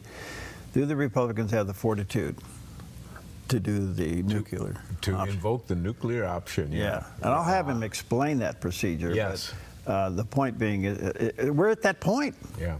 You know? Yeah. So anyway, we'll take a quick nuclear break. We'll be right back.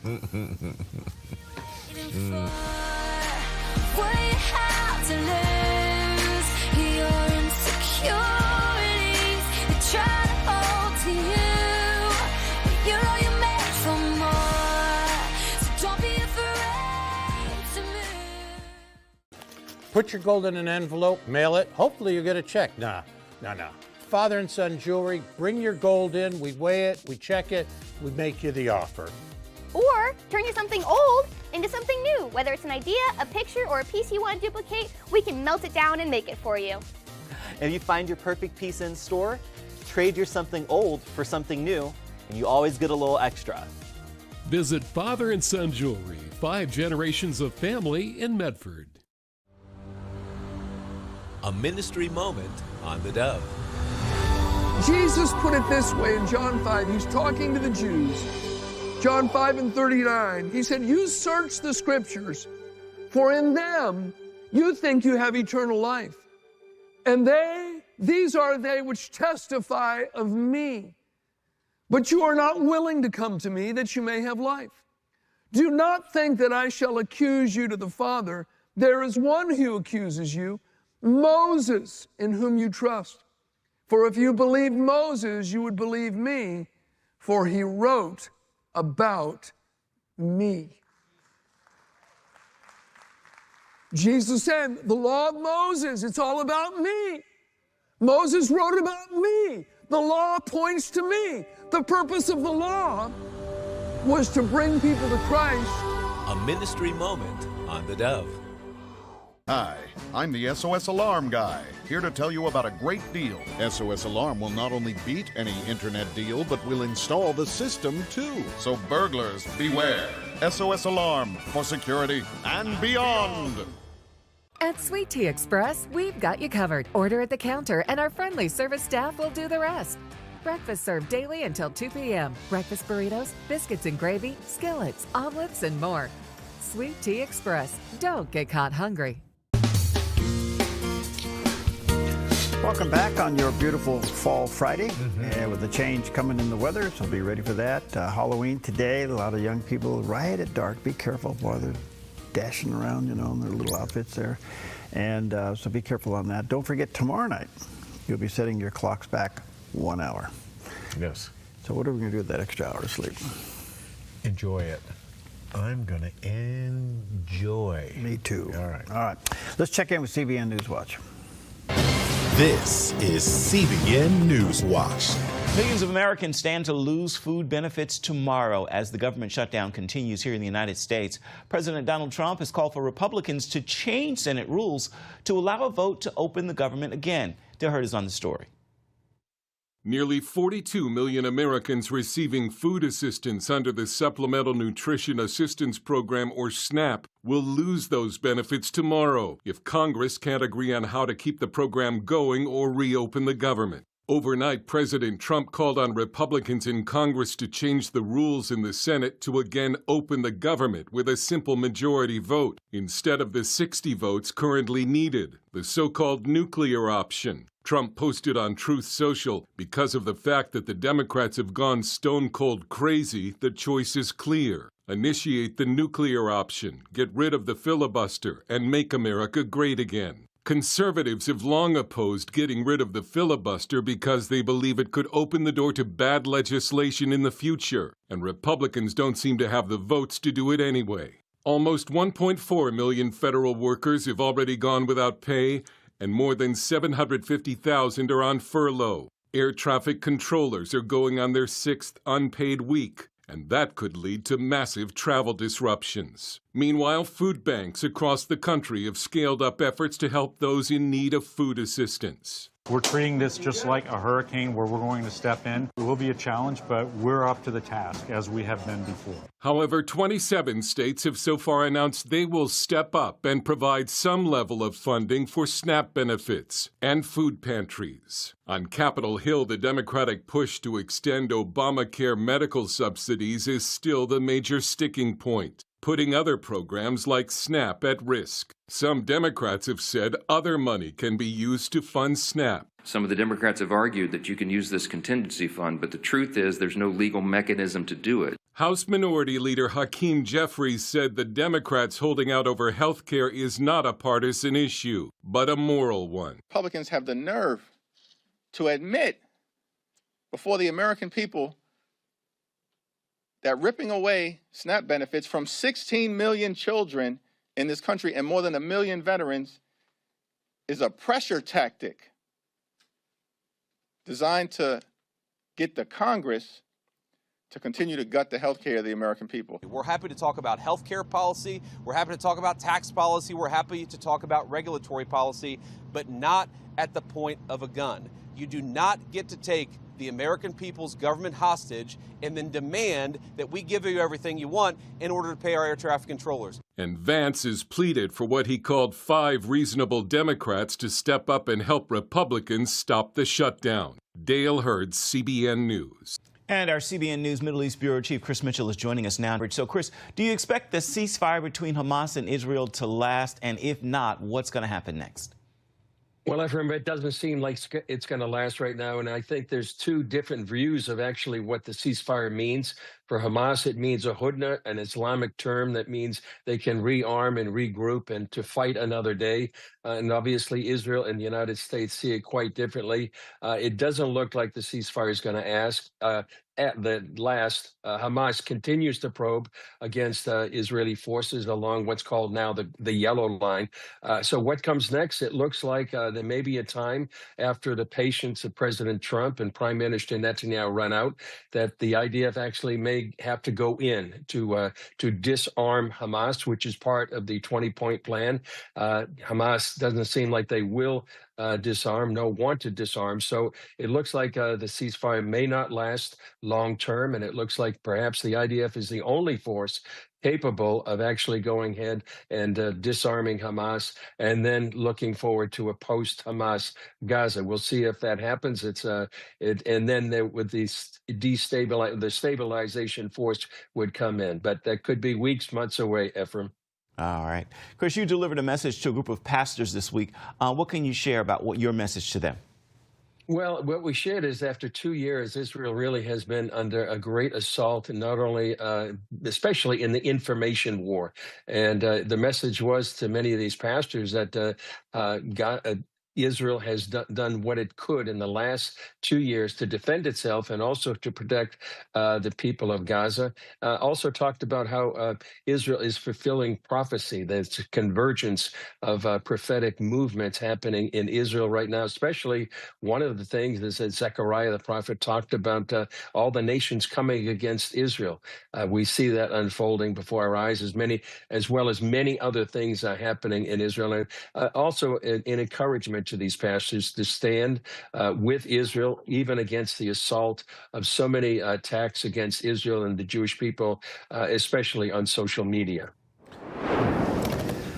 Okay, well, it's inevitable, as they said. All right, Yeah. 24 minutes before the hour, let's check out the inevitable wannabe professional meteorologist. A look at our weather from Grange Co-op. Today in northern Oregon and southern Washington, a chance of rain in upper 50s in Vancouver, a slight chance of rain in near 59 in Portland, a slight chance of rain with patchy fog and highs near 61 in Wilsonville and 59 in McMinnville. Continuing down the Willamette Valley with a slight chance of rain and patchy fog in Salem with a high near 61. Patchy morning fog for Albany, Corvallis, and Eugene, then mostly cloudy and low to mid-60s. Partly sunny skies today across the central Oregon high desert with daytime high temperatures near 65 in Prineville, 63 in Bend, and 61 in Sun River. Over in Boise, Idaho, sunny and calm with a high in the upper 50s. Along the Oregon coast, mostly cloudy in Coos Bay with a high near 67. Partly sunny from Port Orford with a high near 63. Through Brookings near 56. And Crescent City, California with a high near 60. In southern Oregon, patchy fog, then partly sunny and near 69 in Grants Pass. Mostly sunny in Medford with a high near 67 and Ashland near 68. In the Klamath Basin, mostly sunny with highs in the low to mid-60s.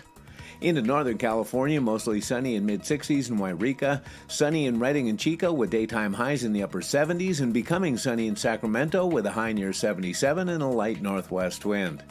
In the Bay Area, patchy morning fog from Santa Rosa through Napa, then sunny with highs in the mid-70s, sunny in San Francisco with a high near 69, and today in San Jose, early patchy fog, then sunny in mid-70s. It's a snapshot of your Friday weather from Grange Co-op. Well, there we go. That's the top of Roxanne looking to the southwest, and that's what we're dealing with outside. We have some very thick fog right down on the ground this morning. Above it, clear skies for a while before the storm comes in. That's a beautiful shot there. Yeah. Well, before there was Route 66 and before there was even an interstate or even highways in this country, there was the Lincoln Highway, and it was dedicated on this day in history. On October 31st, 1913, the first coast-to-coast highway in the United States was officially dedicated, stretching more than 3,000 miles from Times Square in New York City to Lincoln Park in San Francisco. It was the brainchild of Carl Fisher, an early automobile pioneer who dreamed of a road that would unite America, east to west, in the age of the motor car. But back then, only a fraction of those miles were paved. Travelers faced mud, dust, and detours, sometimes even through farm fields, just to make progress. Still they came. Families packed their Model Ts and touring cars, setting out with spare tires, extra gas, and a spirit of adventure, seeing the heart of America one small town at a time. The Lincoln Highway passed through 13 states, connecting big cities and tiny crossroads alike, and it transformed how Americans saw their country. Small towns thrived on the new flow of travelers. Cafes, service stations, and motor courts sprang up alongside the route, laying the foundation for modern road trips. Today, much of that original highway is still drivable, marked by historic signs and monuments that honor the dream of a united, mobile America. The Lincoln Highway didn't just pave a road, it paved the way for American adventure. How about that? I didn't know anything about the Lincoln Highway, and I've driven I-80 cross country, and now I-80 is really what lays on top of most of the Lincoln Highway. Wow. And then so I found this story yesterday.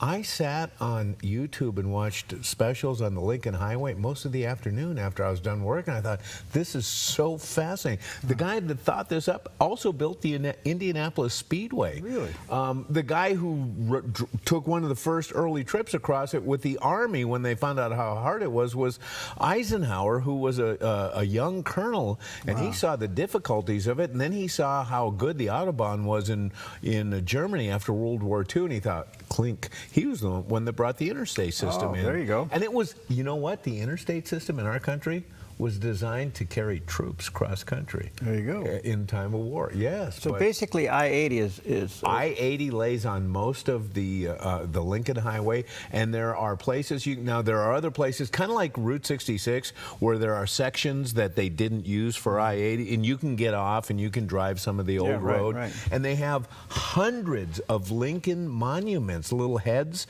in different places. Really? Oh, it's amazing. I see a road trip coming up. Yeah, honey, we're going. There you go. Yeah. All right. Well, listen, today is Halloween, and be careful out there. It's also National Door Knocker Day or Doorbell Day. It's Doorbell Day, yeah. Okay, so be careful out there, okay? And have you ever carved a pumpkin? Oh, boy, have I carved a pumpkin. Yeah, not really well, but I've done it. Well, I think what's cool now is you get your little Makita drill out and that's great. Oh, I like that. Yeah, you get it like you're going to put a hole in a piece of wood. Right. Anyway, there's a lot of creative ways to do that. But the one that we're going to show you now, I have to give you a disclaimer. We don't recommend this, but it is really cool. Here it is. Pumpkin carving is a lot of fun, but what if you're one of those guys who's not allowed to have sharp objects? Well, here's what you do. First, I take this glue stick, see? Then I just draw a scary face right onto the pumpkin. No harm there, just keep the glue away from your face and don't inhale. There we go. Okay, now you just empty a few shotgun shells to make a harmless little pile of gunpowder. Now all you do is roll old pumpkin head face down into the gunpowder, and you'll find it only sticks where you put the glue. Okay. Now all that's left to do is the carving. You may not want to stand too close for this part, unless you're real tired of your facial hair.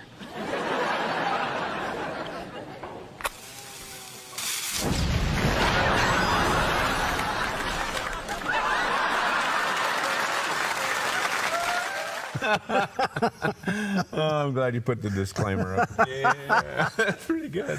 Well, that's good. Be careful. Be careful out there tonight. All right, we'll take a quick break. We'll be right back.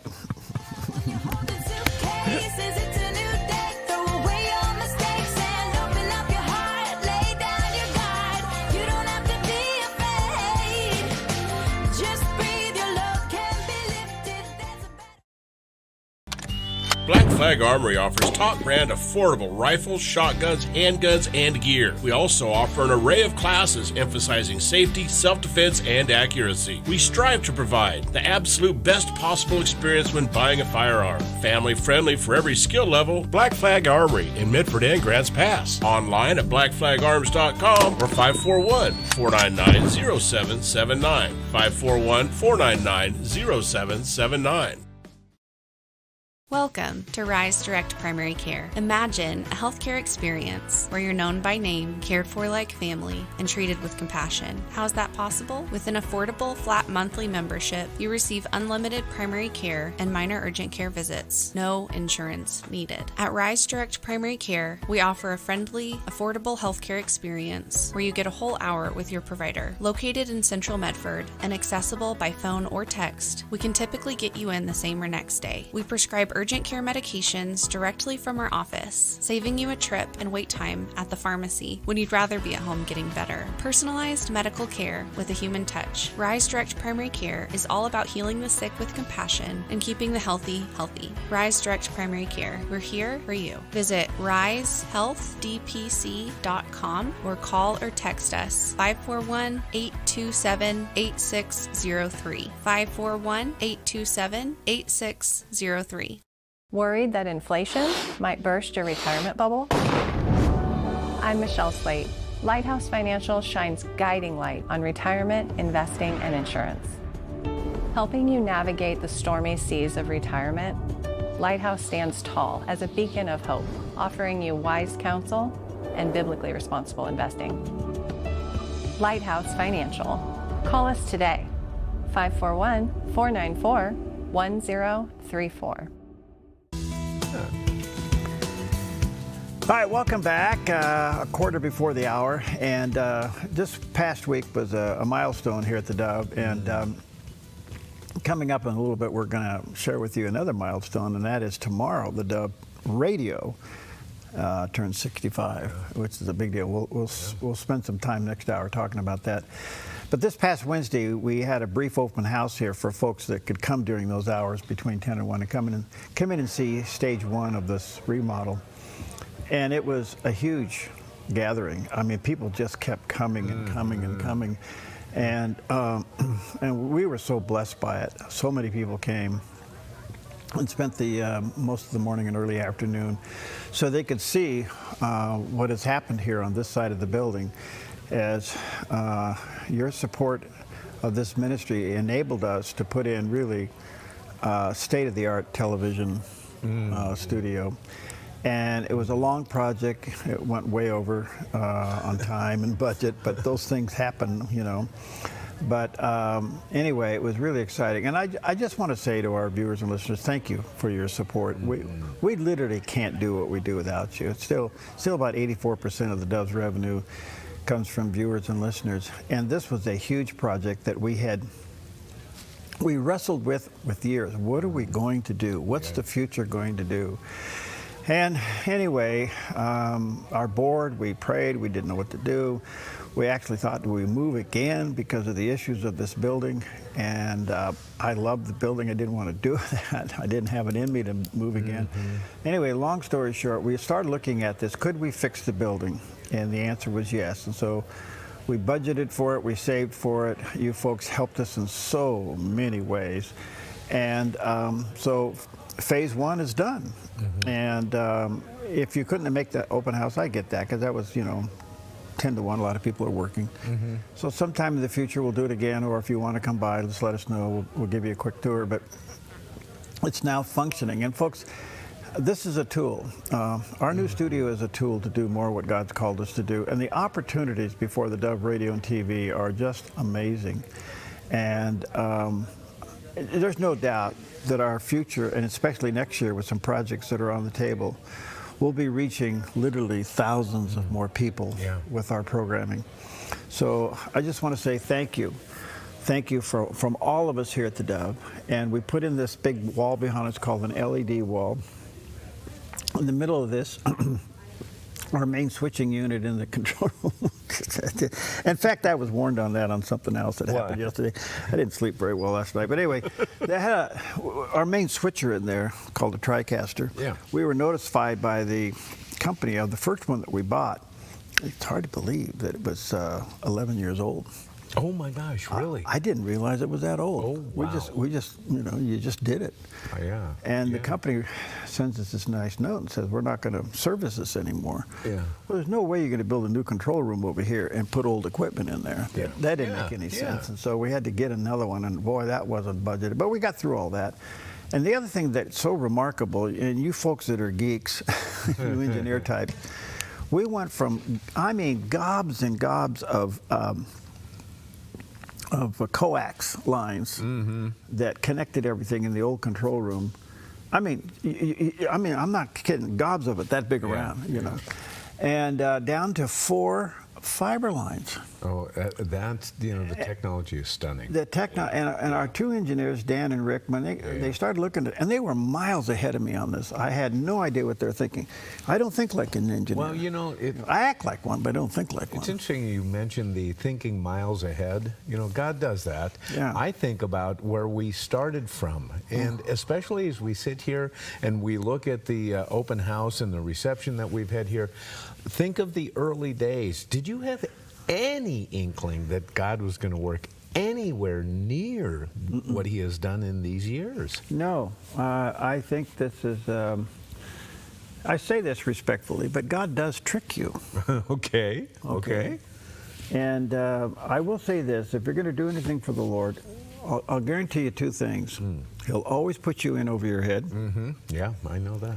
And secondly, he'll test you.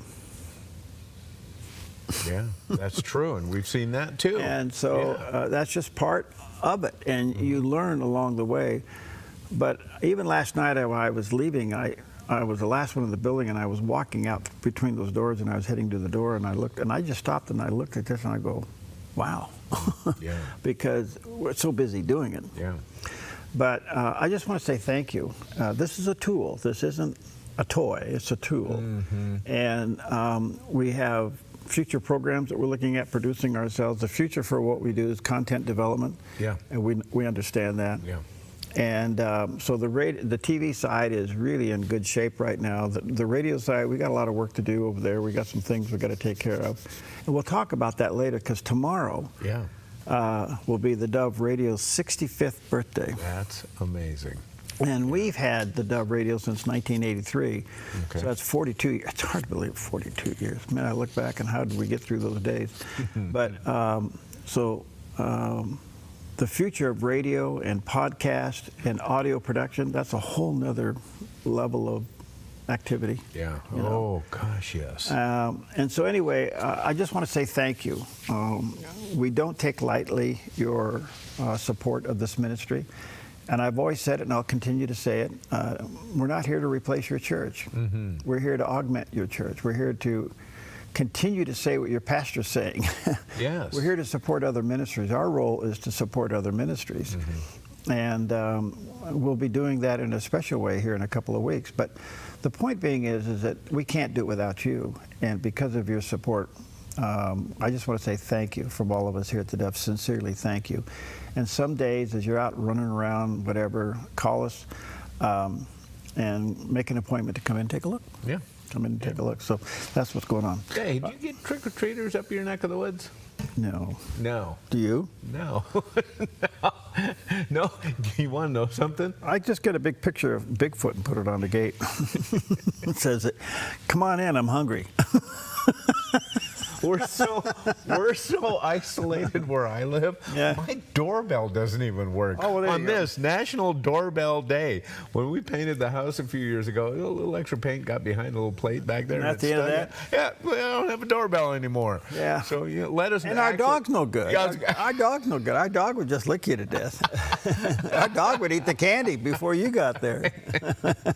Don't you love dogs? Okay. All right. Well, there are a lot of kids running around in costumes out there today, and of course we want everybody to be very careful because it's a sweet deal out there. And here's one of the sweetest. As a dad has won the costume contest, and his daughter's heart in the process. Take a look at this. For her school's Halloween dress-up day, a little girl chose to go as Belle from Beauty and the Beast. But instead of just snapping a few photos and sending her off, her dad decided to make the moment unforgettable. He dressed up as the Beast and walked his daughter to school in full costume. The sight of the adorable Belle and Beast duo strolling hand in hand had everyone smiling. It's a moment this little princess will never forget. Oh gosh, what a shot! Isn't that nice? That is really something. It's a great costume. That was a good one. Yeah, I had one show up in a costume yesterday. We had a bunch of grandkids up, and we were running around, and one looked like a cow. Oh, really? Like, hey, you got spots, bossy. But the president and the first lady were out in front of the White House yesterday greeting trick-or-treaters. Oh, were they? Yeah, kids coming by. I wonder what kind of candy they give. Oh, yeah. Yeah, you know, we were talking about the new development in recent years, and that's the individual-sized, bite-sized candies that you can pop the whole thing in your mouth. And I don't know if that has stimulated candy sales or not, but it sure has made it easier to get through your basket. In the old days, we used to get big ones. Yeah. Yeah. Well, listen, just a little bit of a reminder. This is a really busy day throughout communities and neighborhoods. Don't be in a hurry. Yeah.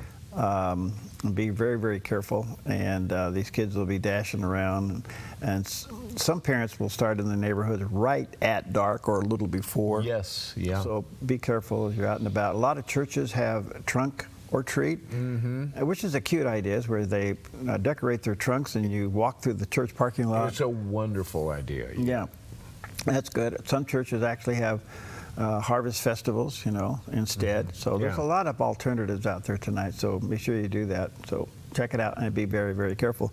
And just to let you know that you'll be back. Steve Johnson is still here.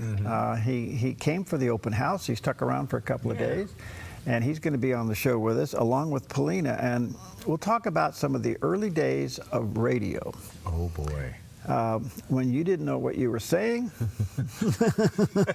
Well, that went on for quite some time. And we hired Paulina, and Paulina didn't know what to do. And of all the people that I wanted to steal from FLR, it was Steve Johnson, and I got him. Yeah. Oh, yeah. So it all worked out pretty good. Remember that lovely table in the FM studio in the morning show? Oh, yeah. It was then fun. we put cameras in there. Remember that? Yes. Okay. All right. We'll talk about some of that stuff coming up. All right, Numbers chapter 6, verse 24 and 25. The Lord bless you and keep you, and the Lord make his face shine on you and be gracious to you. That is a blessing over you today. So accept that. Put your hands out and receive that, okay? All right, stick around. I'm always used to my...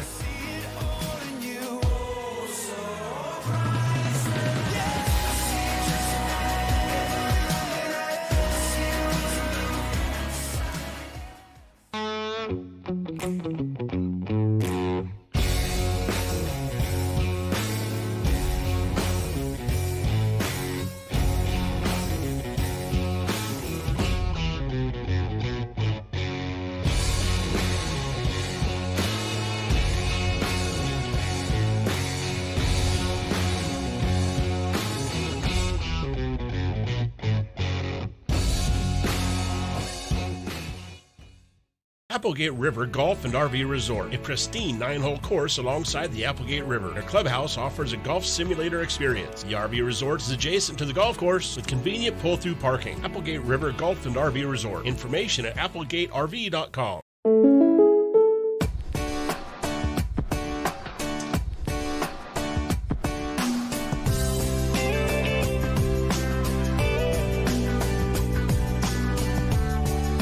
Combining your home and auto insurance could save you time and money. And who doesn't like that? Want surprisingly great rates on auto, home, and life? Now's the time to call State Farm agent Rory Wold in Medford. Like a good neighbor, State Farm is there. A ministry moment on the Dove. You really have sort of the wireframe, if you will, the template of how to pray. First of all, it's your Father who art in heaven. Yes, he's God. Yes, he's all powerful. But guess what? He's your Father. And he's your Father who loves you. Jesus said, it's your Father's good pleasure to give you the kingdom. We don't follow a stingy God. We don't follow an angry God. God is not mad at you. God is mad about you. And he can't keep his eyes off of you. And he wants to hear from you. My Father who art in heaven, hallowed be your name. Your kingdom come, your will be done on earth as it is in heaven. It's great to offer worship and praise to God when you pray. Thank him for what he has already done and ask for his will in your life. A ministry moment on the Dove. Hey, it's your old car here. Remember me? Remember us? You barely even turn me on anymore. It's clear you don't need me, but that's perfectly fine, my friend, because you can choose to give this old car new purpose and donate. There are incredible nonprofits out there that accept cars just like me. So call or donate online. Donating a vehicle is easy. The pickup is free. And your gift is tax-deductible. Find answers to life's biggest questions with pastor and author Bayless Conley. Tuesday, Saturday, and Sunday on the Dove TV.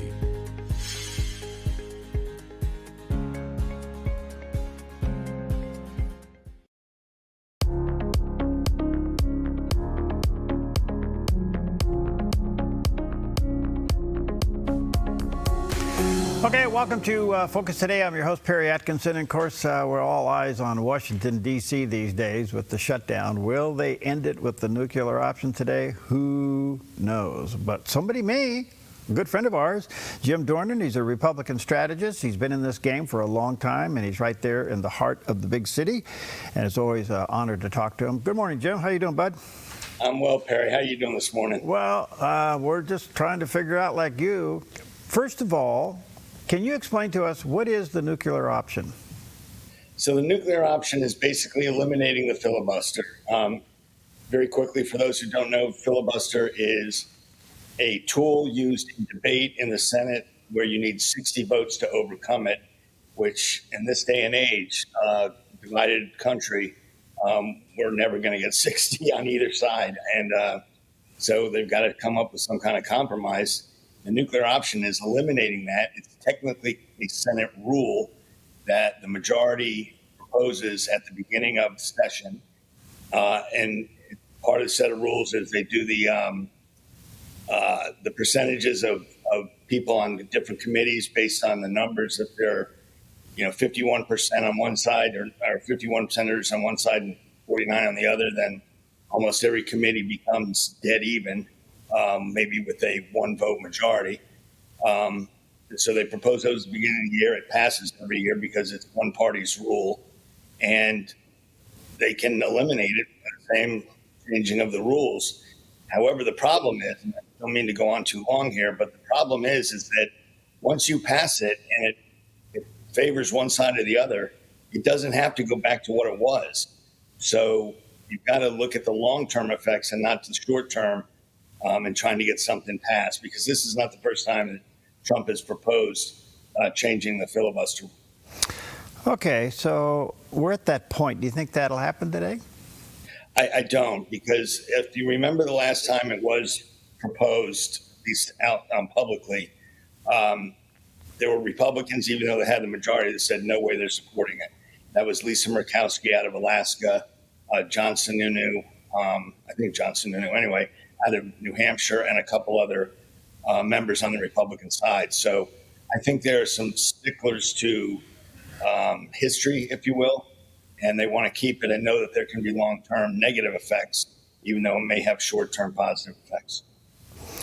All right, so the SNAP benefits end tonight at midnight.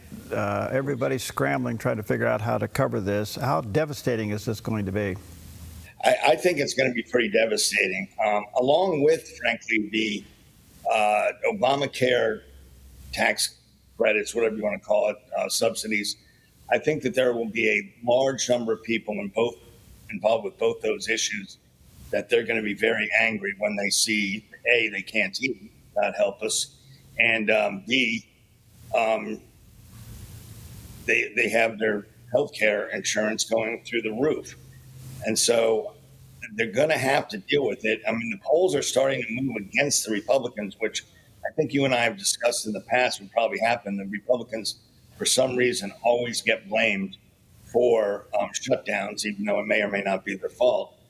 But I think that next week we'll probably see something occur, because this is a pretty major impact snap. You had something like 23 governors declare states of emergencies in their states to try to cover the losses from the government on this. So that's step one. And I think you're going to see it kind of steamroll from there. Well, in the past, the CRs were presented to the Republicans from the Democrats. Right. Now it's flipped. The CR is presented from the Republicans to the Democrats, and they won't sign it. So this thing is wearing thin. Just about an hour or so ago, 4 of the major airline CEOs got together and basically yelling at Schumer to knock it off. These are the airlines. So something's shifting here. Well, you've got Thanksgiving coming for one, and so it could be a complete disaster. You were having problems at Newark and some of the other larger airports on the East Coast also. So this is only going to make it worse. And frankly, the air traffic controllers and other folks that are working without getting paid are getting sick and tired of it. And nobody seems to be thinking about them. So there are groups of people who get more affected every day through this. And some side is they're going to have to give, or they're going to have to start talking to each other. They're not even talking to each other right now, which is unbelievable. Okay. In the meantime, the president did an Asian tour, comes back. We're still not sure what was negotiated with China. We got some bits and pieces of it. But he was well received in Malaysia, in Japan. That was amazing. Japan. And then when he did get to South Korea, he got one of the highest citizens awards, or any award that they awarded anybody, before he met with the Chinese leader. Any talk about his trip in the big city there, and what people think of it? Well, so speaking of groups of people that are heavily affected, the farmers are going through a really tough time, especially soybean farmers right now. And they've got to figure that out too. I mean, it's not part of the shutdown, but it's part of the tariffs. And so Trump is talking about giving them a pot of money that will help them get over the hump on this. But boy, oh boy, I mean, I hope whatever it was he did with China, it addressed that issue. He seems to say that it did. But, I mean, you never know until a couple of days later what actually happened. It's been said that the president's running around using tariffs while he has the ability to do it. The authority of doing it is now going to be argued in the Supreme Court in about 2 weeks. And it's possible that he loses that authority, or some compromise thereof. Where do you think that's going to go? That's a great question. I will tell you that Congress has started getting involved. The House said no more legislation affecting tariffs. The Senate said, sorry, we're not going for that. And with regards to Canada and China, I believe, Canada and Brazil, nobody can figure out why we're raising tariffs on Brazil, except for something completely removed from actual trade. So the fact that the Senate is willing to step up and say, hey, you're affecting our farmers, or you're affecting our manufacturing, get this together. He hasn't, so they took it to the next level and went ahead and voted on it.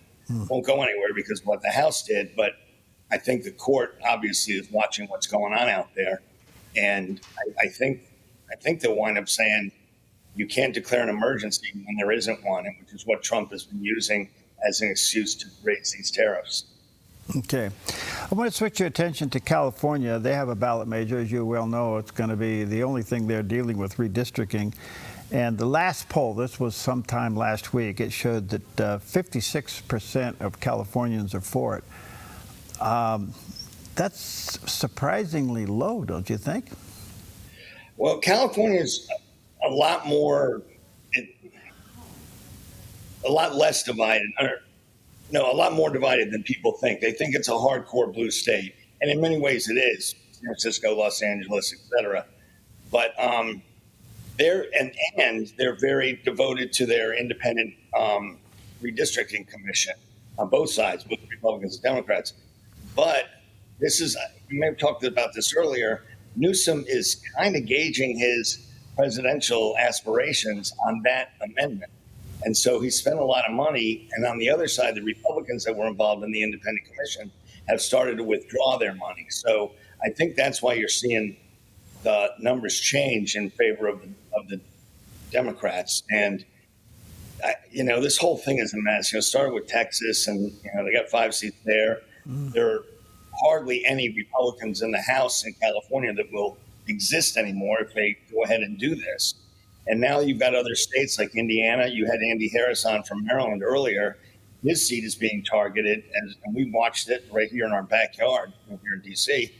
And so I don't know where this is going to stop, but I think the bigger the states that do it and the more that come to some kind of agreement one way or the other, I think you're going to see, much like the shutdown, we're going to have to find a compromise to it.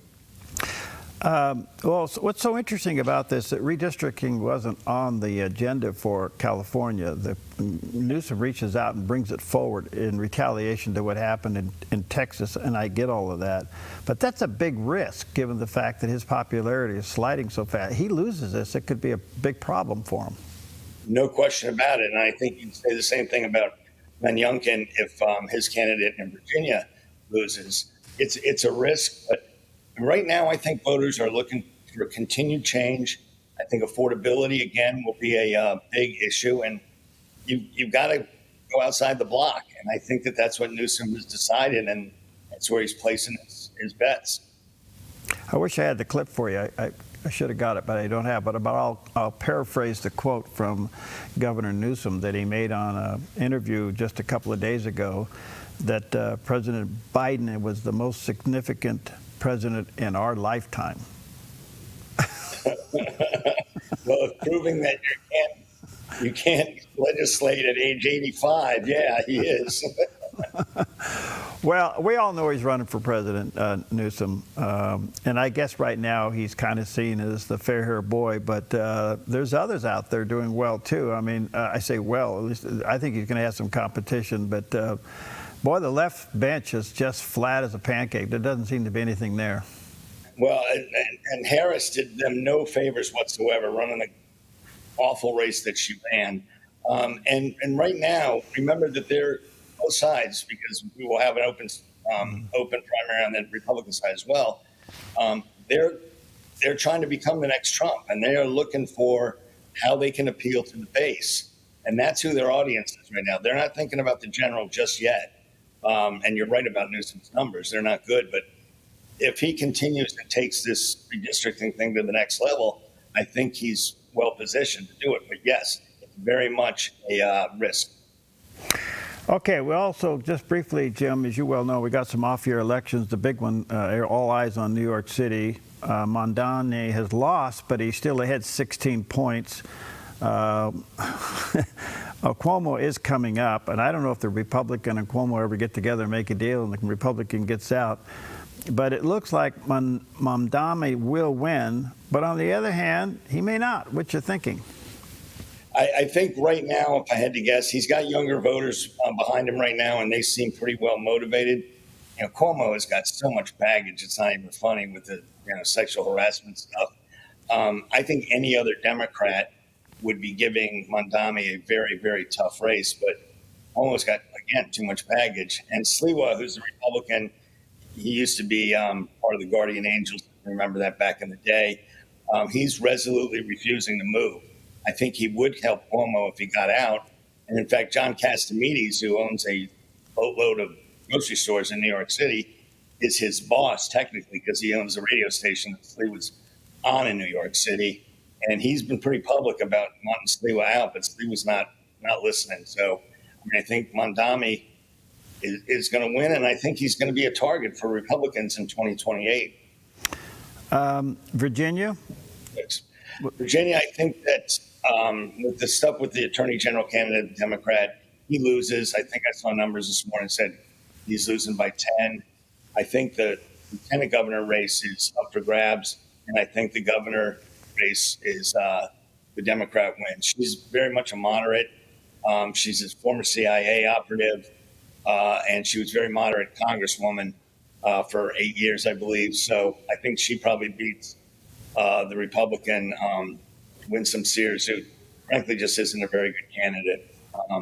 She won because Youngkin did, basically. Youngkin pulled everybody up top with him 4 years ago. And New Jersey? New Jersey's 50-50. I think that Citarelli, the Republican, came within 4 last time against Murphy, the current governor.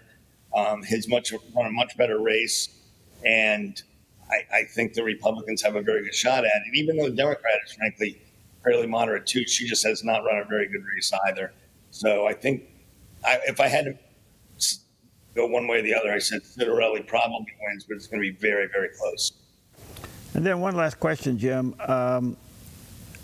It's really not all peaches and cream with the Republicans in the House. I think obviously the Speaker is really having some challenges with people like Marjorie Greene and others. How dangerous is that split? Well, I think it's dangerous going into an off-year election because, as history has dictated in the past, the party in power usually does not do well in an off-year election. And with Trump in the White House, that kind of gives Democrats reasons to come out and vote. And with Trump not on the ticket, a lot of Republicans just won't go to the polls. So they need to really get it together if they expect to hold on to it, redistricting or not. I think they're going to have a tough time of it. And I think it's going to make 2028 very interesting. 2026 will make 2028 very interesting. All right. Well, my last question is, it is Halloween. What are you dressing up as tonight going to the White House to trick or treat? So believe it or not, I have a really good MC Hammer outfit. I thought maybe... I think you ought to go. I think you ought to go as the auto pen.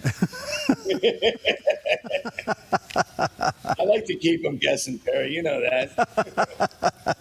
Hey, God bless you, Jim. Take care. Good to see you, buddy. Hey, happy anniversary, by the way, too. Okay, see you later. Okay. Bye.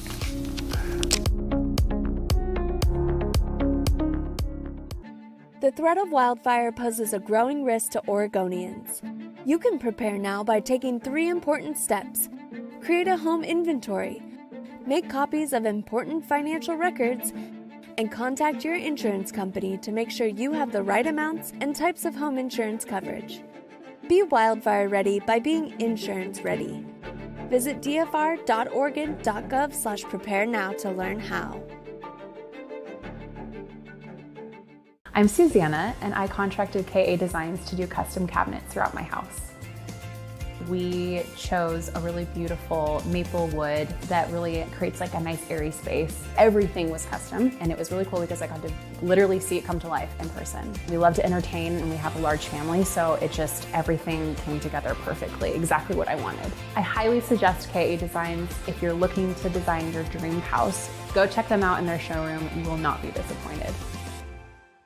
When plumbing emergencies hit, and they do, you want help from a plumber you can trust, and you need it now. Onnit Plumbing to the rescue. Onnit Plumbing gets the job done right with integrity and quality craftsmanship. Onnit Plumbing offers military discounts, senior discounts, and discounts for KDOV listeners too. Licensed, bonded, and insured. Onnit Plumbing, CCB 229436. No job too big or small. Onnit Plumbing does them all.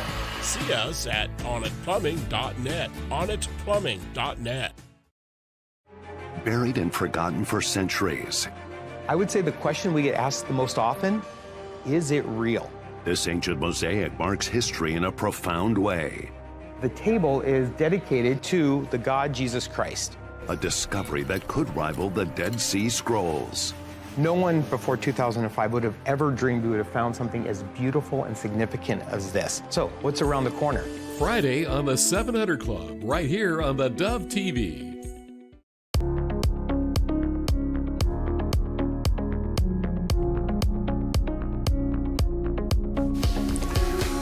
Well, welcome back, and delighted to have back with a gentleman. He and I, we get it.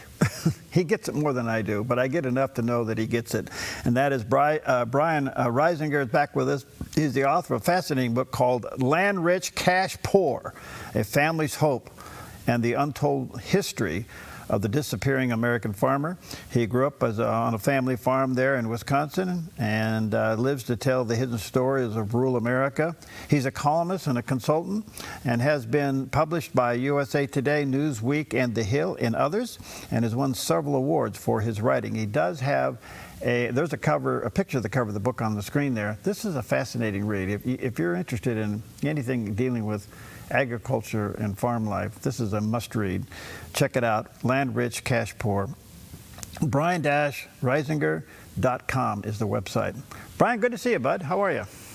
Hey, it's good to be with you, Perry. Thanks for having me back, and thanks for everything you do to make sure we get talking about our farmers out there. Well, you got an advocate here.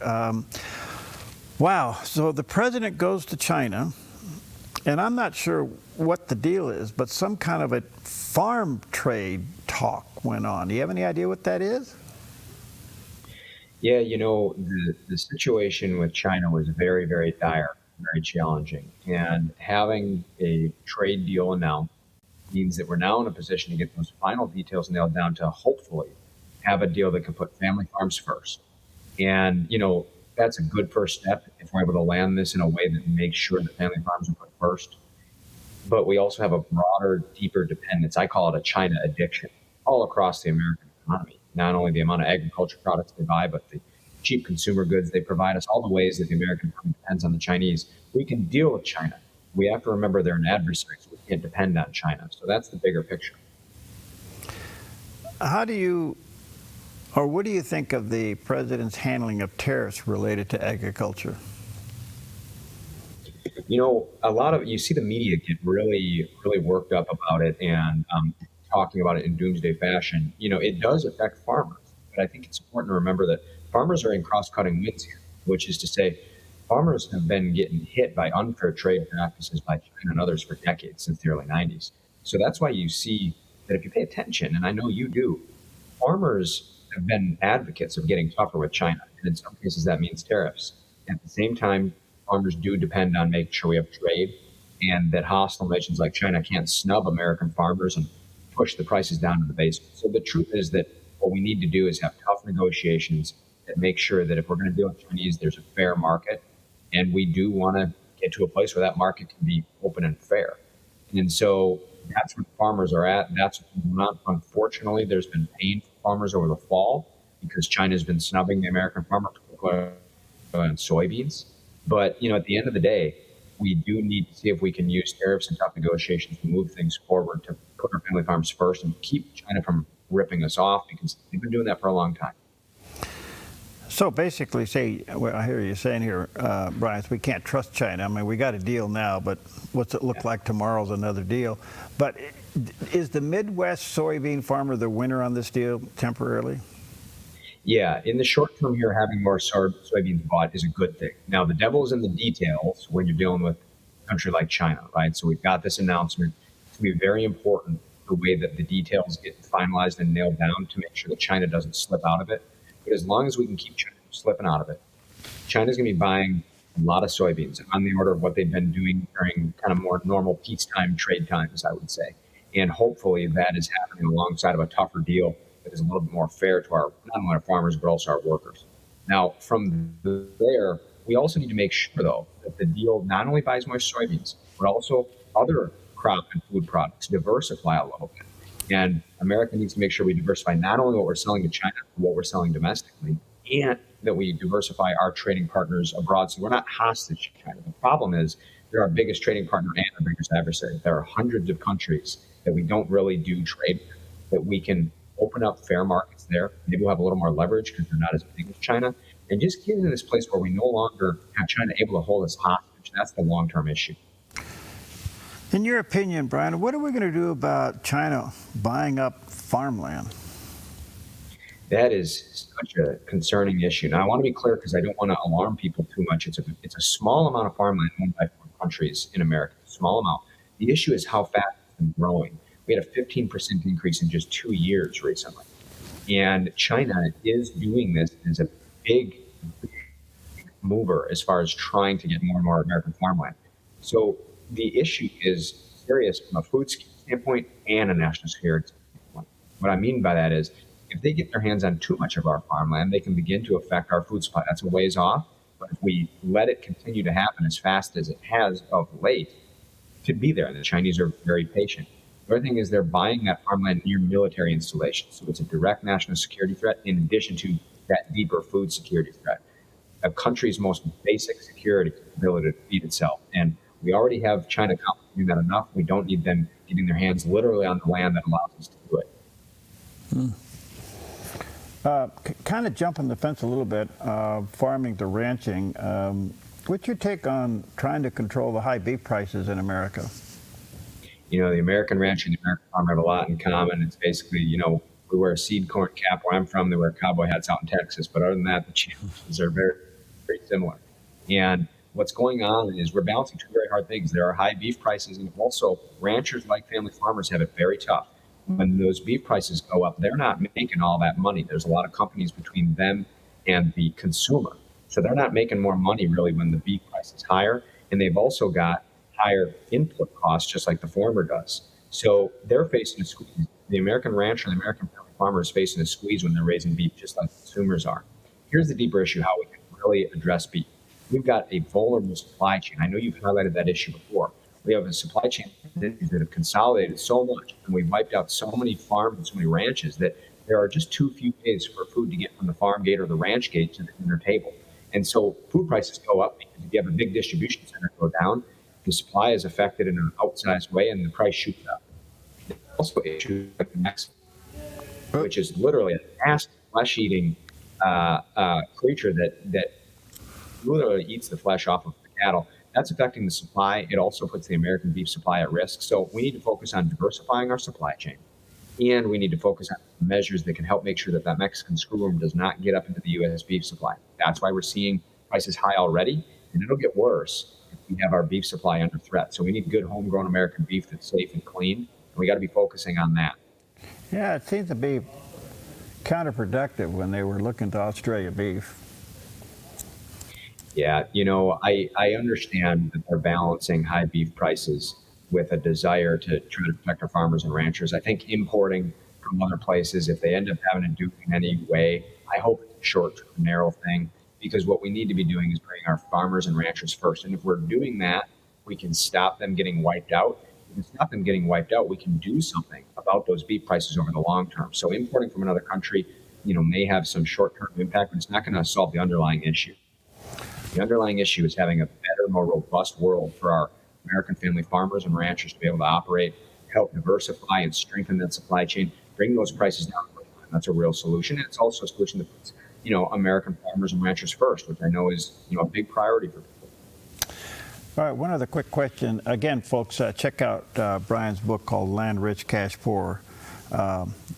This is an eye-opening book, and if you enjoy eating, you might want to read this book. Do you know if RFK Jr. and all the changes he's bringing to health and healthy food and a good food supply, what his take will be on GMOs? Yeah, you know, I think that he's got skepticism about that. And I know that there's a big debate going on in the administration, and I don't mean that in a negative way. There's a discussion going on around how do you deal with the food industry, but also how do you deal with farming, and how do you do it in a way that can make sure we've got good, fresh food and that people have something they can feel good about putting in their bodies without making it harder and more expensive for farms to produce our food, because they are, many of them, small businesses, and their margins are tight. So that's going to be a push-pull. I think he's going to be skeptical of GMOs. Here's the way that we can harness this Make America Healthy Again stuff. People care more than ever, whether they're on the right, left, or anywhere in between. People care more than ever about the food they're putting in their bodies. That can go well with what we're talking about on China. One of the big issues is American family farms have been forced to grow soybeans and other crops that are really in kind of broken markets. They're there, the income is there, there's the market infrastructure, you got to grow it, but it isn't a standing opportunity, and countries like China can hold us hostage. It also requires growing something in really big bulk. You got to grow a heck of a lot of soybeans to be able to make money, so it forces farms to get bigger or get out. If we diversify what our farms are growing, more types of fresh, local, and specialty food because of things like people caring about where their food comes from here in America, and we're doing more of that because China is diversifying what it's buying from us. We're diversifying our trading partners. Boy, that's new entrepreneur opportunity for our farmers that can make sure that people have good, healthy food on their table, and also mean that our farmers have more economic opportunity going forward than they have for decades. All right. Hey, again, Brian, thanks for your time. Let me say to our viewers and listeners, check out his website, brian-reisinger.com is the website, and check out his book, Land Rich, Cash Poor. There's the picture of the landing page. Also has the picture of the cover of the book, Land Rich and Cash Poor. Thanks, Brian. Hang in there, buddy. Thank you, Gary. Appreciate all you do for our farmers. Thank you.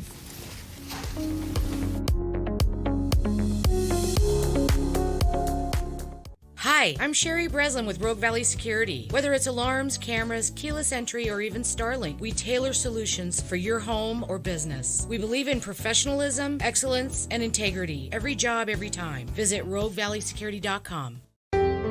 Come fall in love with Northridge Senior Living, where contemporary sunlit interiors meet old world elegance. Walk through our lovely hallways and enjoy the fun staff-led activities. Forge lasting friendships with other residents and our exceptional caregivers. Dine in style. Gather near the fireplace under breathtaking chandeliers. Our reasonably priced apartments are spacious with private balconies. Northridge is Christian-owned and operated, pet-friendly, and only 2 blocks from Asante Rogue Regional Medical Center. On-site 24/7 in-home care is available. We also offer senior adult daycare where your loved one can spend the day with us and the evenings with you. Northridge Senior Living, your home. Thousands of satisfied customers make Jim Clark's Consignment Country the most recommended RV consignment lot on the West Coast. Even dealers recommend us. That success comes from dealing with only the cleanest pre-owned RVs at the best prices, no high-pressured salespeople, and treating customers with respect. And we've been doing this in the same location for over 40 years. Before you buy or sell your RV, see why so many satisfied customers recommend Jim Clark's Consignment Country. Family owned and operated at 1630 Rogue River Highway in Grants Pass. Your property demands equipment with more reliability, durability, and versatility built in. Kubota equipment is ready to get the job done right.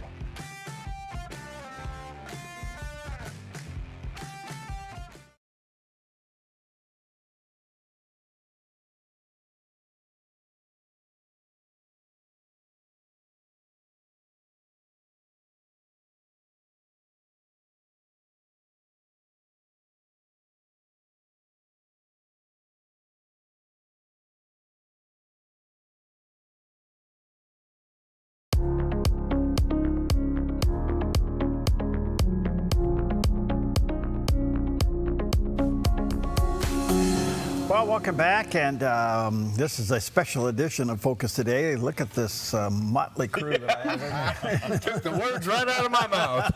Yeah.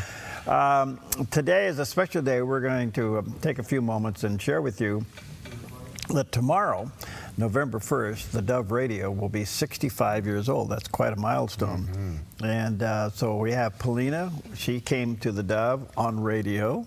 Jerry came to the Dove on radio. And Steve came to the Dove on radio. That's right. And they all started with radio, and they ended up radio and TV at the end. they all have their stories, and they're all true. And you came here when we were on radio. We're going to share that story. But can you tell us a little bit about the Dove before you and Peggy took over? Okay, just try to give you a little bit of brief history. It signed on November 1st, 1960 as KRVC. And that was Rogue Valley Christian, those what those call letters stood for. And it was a 1,000-watt radio station. And it operated for a while. A church owned it. And then somewhere a couple of years later, another station came on the air. Another Christian station came on the air in Medford, and it was KDOV. And they got the call signs at KDOV. But that station didn't make it. It went off the air. And the owner of KRVC dropped those call letters and got KDOV and grabbed them, which was really a smart thing to do, and operated the station.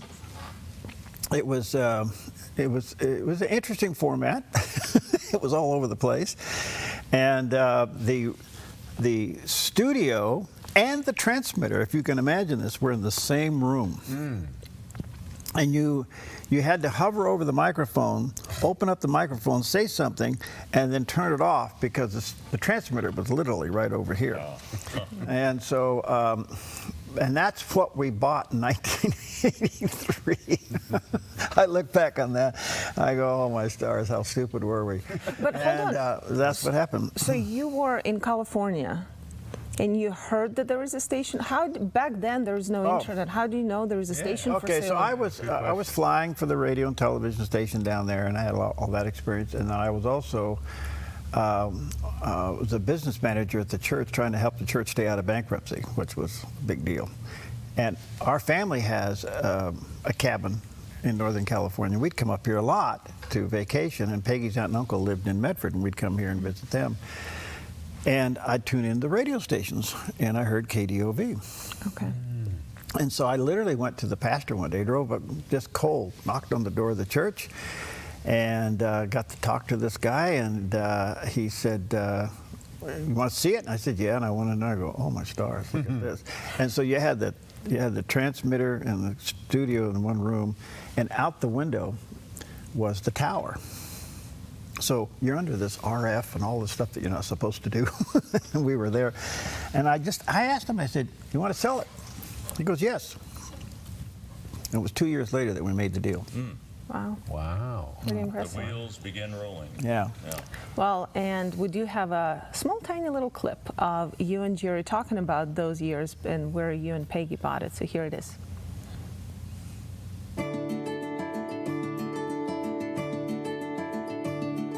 I was 36 years old, and my wife and I decided to sell our house and buy a daytime radio station.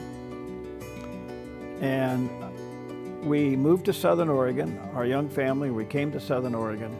So I had to go out at early in the morning at sunrise, turn the station on at the transmitter site, run back into the studio, go on the air for a couple of hours, program the station during the day, and then at sunset go back out and turn the radio station off. That's how we started.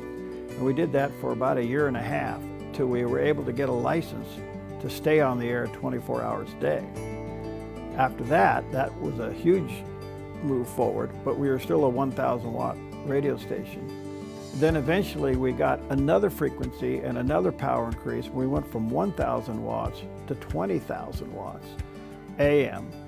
And then down the road, which is so interesting, a pastor here in Southern Oregon, Pastor Croy, came to me and said that somebody in his church had a low-power FM license. They didn't know what to do with it. Would we want it? So I looked into it and come to find out that we were able to take that low-power FM station from 3 watts to a 26,000-watt FM radio station, and that's what we are today. I have been at the Dove for 23 years, but actually 24 because I started on the Dove with a little syndicated worship program that I did for about 1 year before I was asked to come on the air. So 23 years on the Dove itself as far as working for the Dove, and 24 years total. My, how time flies. I started in radio because I was a worship musician. When I came in as a fill-in for the current afternoon DJ, I had no clue what the equipment did or how it worked or anything like that, because I was producing a program on the computer. I got my feet wet doing the afternoon show on KDove Radio, and Perry had patience and stuck with me. I saw an opportunity to take the news and combine it with a Christian format. In listening to Christian media and radio, I thought, well, why should those people leave that radio station to go somewhere else to get informed, to get the weather and get the news, and then hopefully they'd come back during the day? So we created the format where we do a live 3-hour morning news talk inspirational show. It's a model that we've stuck with all these years and made us competitive in the marketplace with all the other stations out there. A lot of non-believers listen and watch the Dove because we're able to take the news and the inspiration and put it together in a way that they can enjoy it and feel safe with it. I didn't know at the time that we were creating a new model, but I felt in my heart it was the right thing to do, to create an all-encompassing media force that anybody could listen to and not only get current information, but be inspired and given hope. Well, that was it. What a concept. Yeah. So Yeah. 24 years for you? 24 total. And 18, and then Steve came, and that was an interesting time. Like giving birth. Yeah, it was. It was a long labor. No. We gave birth to Steve. Well, how long did it take to acquire him? Well, it's a long story, and I won't get into the details of it, but we ended up joining Family Life Radio for a period of time, and I went down, and I was still manager of the All Dove. you need. And I eventually became vice president down there, but anyway, working with Steve and a bunch of great people down there. But there came a time where one of those moments where the Lord clearly spoke to me and that we were to bring the station ownership back to Oregon, and we did. And I'm in the middle of this and meeting with people, and I told Peggy, I said, there's only one person from FLR I ever want to get, would be Steve Johnson. And the story gets better every year. Well, no, it does. That's a true story.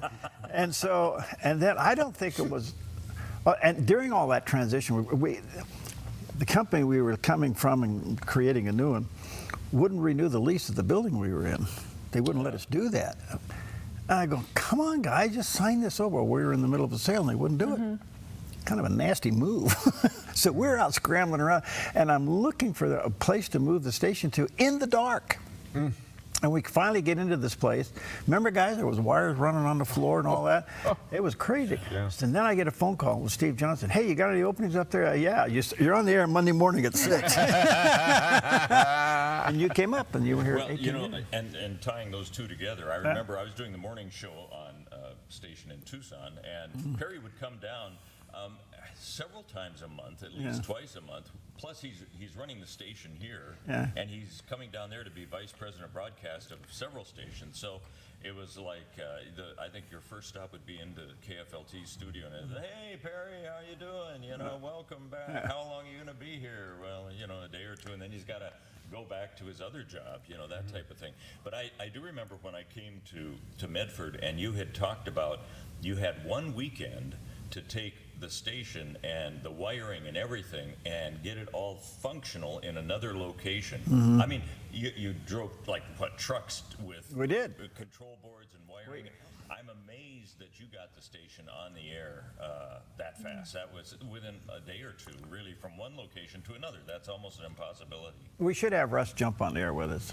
He was the engineer through all of that, and he's been our field engineer all these years, 42 years.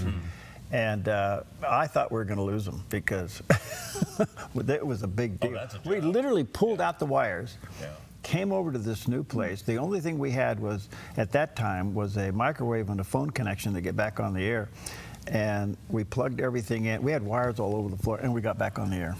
Wow. So it worked. So checking Steve's mic. Oh, there he is. Hi.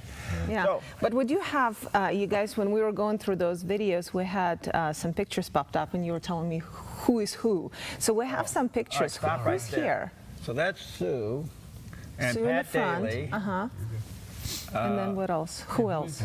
There's the Sue, and there's Peggy. Is that Rod Robertson? I don't Steve? know. I don't know. I don't know that person. Going back to the annals of my gray matter, I Okay. remember that. I think I see Peggy in the back there. Yeah. That's Dave Kersey. Oh, my word. Wow. Okay. Which building is that? This is in Medford, but this is when we were part of FLR, and they would come in. Oh gosh! And I have to tell you, we do these 3 and 4 and 5 day share-a-thons. Yep. Well, there's a story about that. Okay. That's Dave Kersey, huh? So that's the face behind the voice. I know the voice. Yeah. All right. And there you are, Perry. Right? Yeah, we were on the air. These were during some fundraising times, you know, to stay on the air. This room was really tiny. That was another move we had to get into, and all of our equipment literally was in a closet. I know. It was amazing how everything got in. It worked.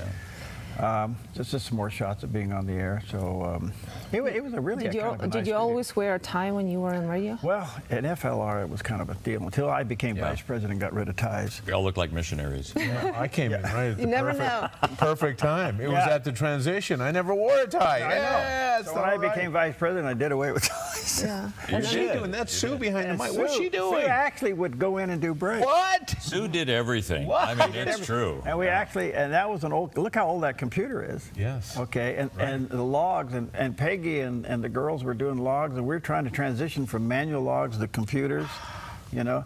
And this was right at the beginning of flat screens. And the company, FLR, wouldn't let us have flat screens. We had to have those dumb, stupid. That's. You remember that, Steve?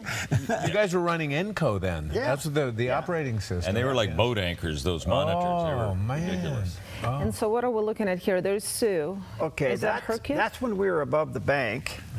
Okay, and I remember building that wall. Those actually had some old Ampex turntables in them, or reel-to-reels in them. Okay, and who's that? That is John.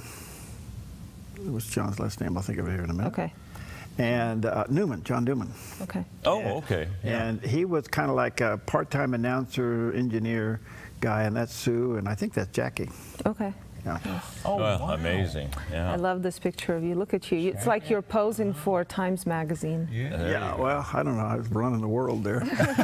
You look like it in your red tie. Yeah. It's a power tie, baby. Yes. Yeah. So. And who's this? That's Dave Kersey. Okay. So what would happen during that time of the Dove season? We would do these share-a-thons. Oh gosh, we had to put in phone banks and that's how we did it. I mean, that's how we had our income. And they didn't like commercials. That company didn't like commercials, and I was into it, and they weren't. Oh. And so, and when we did commercials, we had to do business sponsor type things. Yes. And so, anyway, it was a little bit of a tug of war, and we got through that. But I'll never forget this one of those other moments that we were getting ready to do a share-a-thon at the old place in. Was it Sage? No, we were on Disk Drive. We moved it station 8 times. Wow. That's amazing. I said, I was praying one morning. I said, Lord, I'm so tired of doing this. I just don't like doing this. And I'll never forget the Lord said, are you going to trust me? And we have never done a share-a-thon since. Where we went on the air for 5 days and put in a phone bank and we stopped doing that. We just trust the Lord, and our viewers and listeners are taking care of us. Yeah.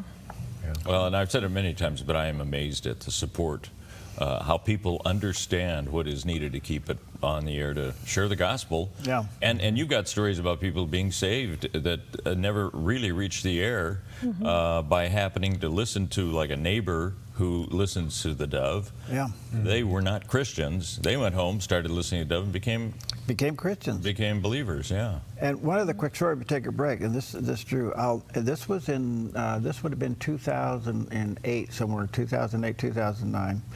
We had, I'd always tried to get a television license. I couldn't do it. Everything, all the doors closed.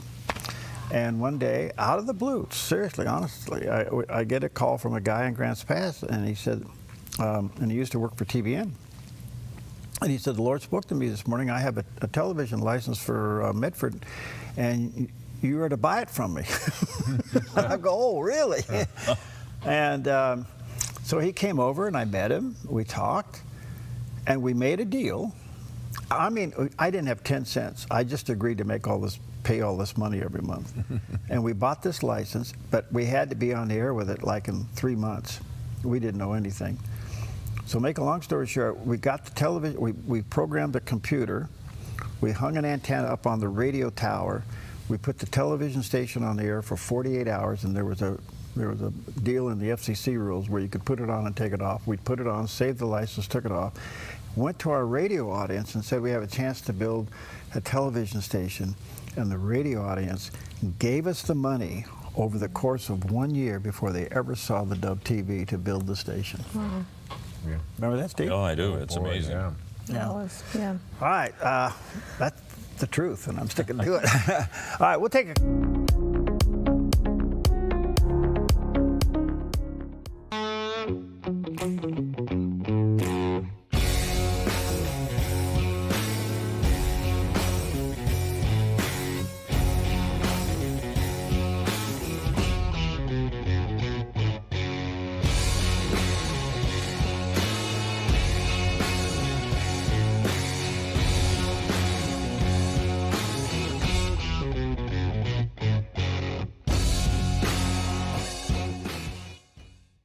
I'm Susanna, and I contracted KA Designs to do custom cabinets throughout my house.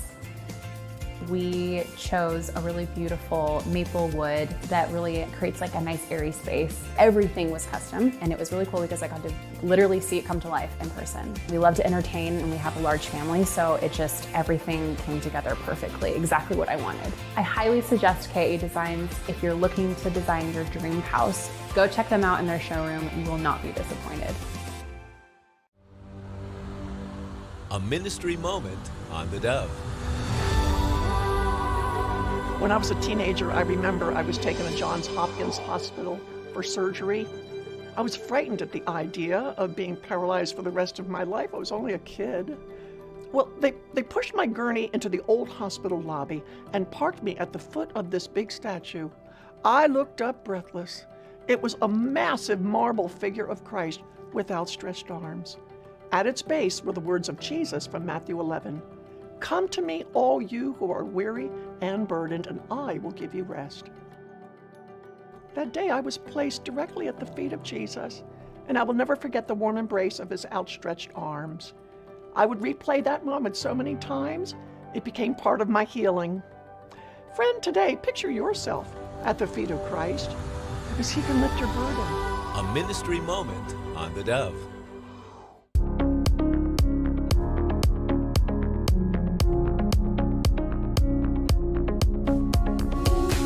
Welcome back. A little bit of a celebration of the Dove Radio. Tomorrow, the Dove Radio will be 65 years old. We've had the Dove for the last since 1983, so it's 42 years old, and from our perspective. But 65 years, it's one of the oldest stations out there. And you know what's interesting about that? When we went on the air, Peggy and I took it over in '83. I got to know a few people in the Christian programming era, and we were one of the few stations to first carry Chuck Swindoll, Charles Stanley, and James Dobson. How did you get and them? J. Vernon McGee. Those were the ones that we started. How did you get them? Well, there was Steve knows this. There was a company called Ambassador Advertising Agency. They're still they're still in Southern Cal. And the original founder of that, they had a home up in Bend at Sun River, so they would spend their summers up there and down there. I got to know them really, really well, and I called them and I said, "We're putting the station on. Can we become affiliate?" Boom, boom, boom, boom, and it just happened like that. And in those days, they would send you tapes. And you were at the mercy of the mail showing up with boxes of tapes, and then you had to put the tapes on the air. Right. And then you had to we had somebody dedicated to taking the tapes and mailing them back, and when they mailed them back, then you'd get more. I mean, it was a regular shipping operation. Wow. Now, was this cassette tapes? Reel to reel. Reel to reel.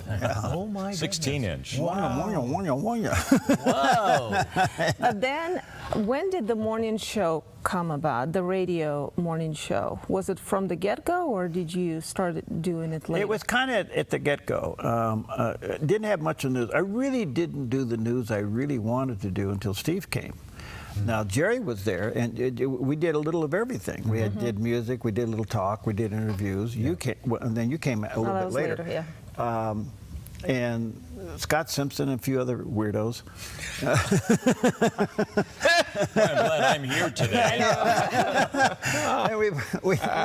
But I always wanted to do more, and then Steve came, because I had a hard time trying to talk the people down in Tucson to do this, and they were kind of not into it and all that. But we did talk. I did a talk show called Talk of the Valley, and I did a lot of talk shows in the afternoon. Did at 1 o'clock in the afternoon for a long time.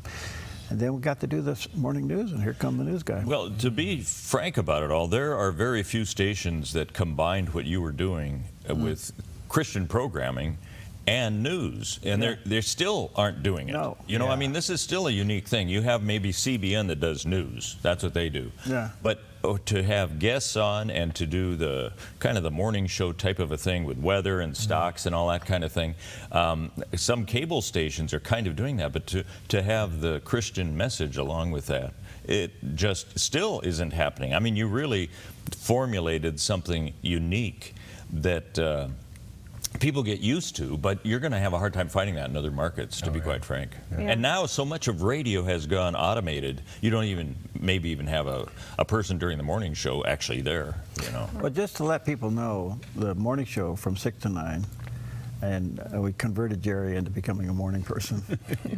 That's right. How you doing? Yeah, I used to be a morning person, but my mornings were associated with, fish. Yeah. Different kind of mornings. Yeah, but. So I'm just curious, I don't remember, how long did you do the afternoon show? Oh gosh, up until I did the afternoon show until March 21st. Oh yeah, when I broke my leg. Oh yeah. But I'm thinking with Perry just doing the morning show and you doing the afternoon show. Yeah. That was for years, right? Well, but the morning 23. Before the morning show became a very popular TV show, it was on radio for years, and we do have a promo. I think it's 2011 maybe, but here it is, just a few seconds. All you need to start your day is heard on the Dove Radio weekday mornings. News from Oregon and around the world during your morning commute. Oregon is on the receiving end of $38 million a year for 3 years, and that's to weatherize low-income housing. We've got the latest sports from around the globe and in our own backyard. The Crusaders and Chiloquin are now tied for first in the conference standings. Along with Perry Atkinson and Bob Just to put it all in perspective. Well, Bob, it's obvious a shift has been made in America. Well, I'll tell you, Perry, for real, we could have political revival going on. And I'll tell you, there's a good reason for it. Join us every morning for the news you need to know on the Dove Radio. You know, today you had Billy Graham, and you said how it's timeless. It's like you and Bob Just. We could just plucked you out of there and put you today. You know, Perry, political revival is going on. He said that all that. He's still saying that. Yes. Still happening.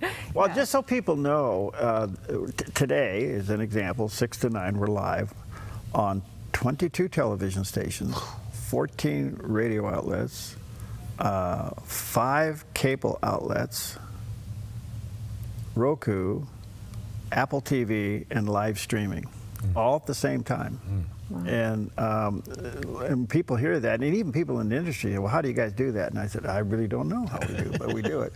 And so that's unique. And then in the future, just so people know, radio and television, there's some things sitting on our doorstep that could just catapult us into reaching literally hundreds of thousands of more people. Wow. Glory to God. But you know what? No matter how big you are, you never forget about our ministries, our local, your support. I mean, it's just amazing, like Steve, you were saying, what the Dove is able to do, and the support that we get is, you know, evident. Well, one other quick thing, because we're going to run out of time.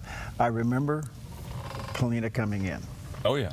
And I got this call from her priest, and I got to know him before I met her, and she said, well, I got this cute young little girl coming to us, a young lady, and she was burned up in media, but would you talk to her? She came in, and you had your heavy little accent there, and you come in and sit down. You had an afro, remember that? Okay. Yeah. I said, what can you do? Everything. We hired her.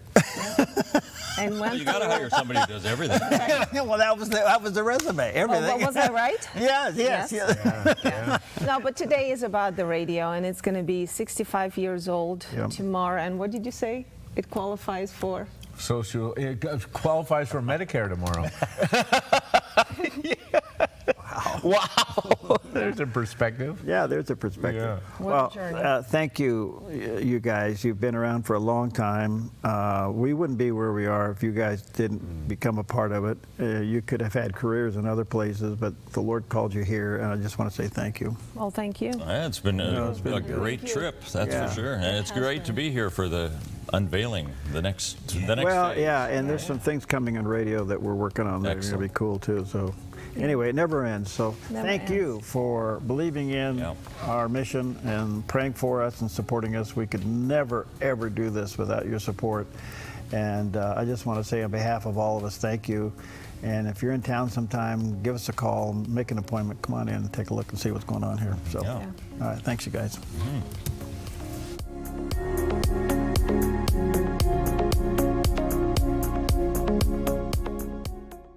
Applegate River Golf and RV Resort, a pristine 9-hole course alongside the Applegate River. Their clubhouse offers a golf simulator experience. The RV Resort is adjacent to the golf course with convenient pull-through parking. Applegate River Golf and RV Resort. Information at applegaterv.com.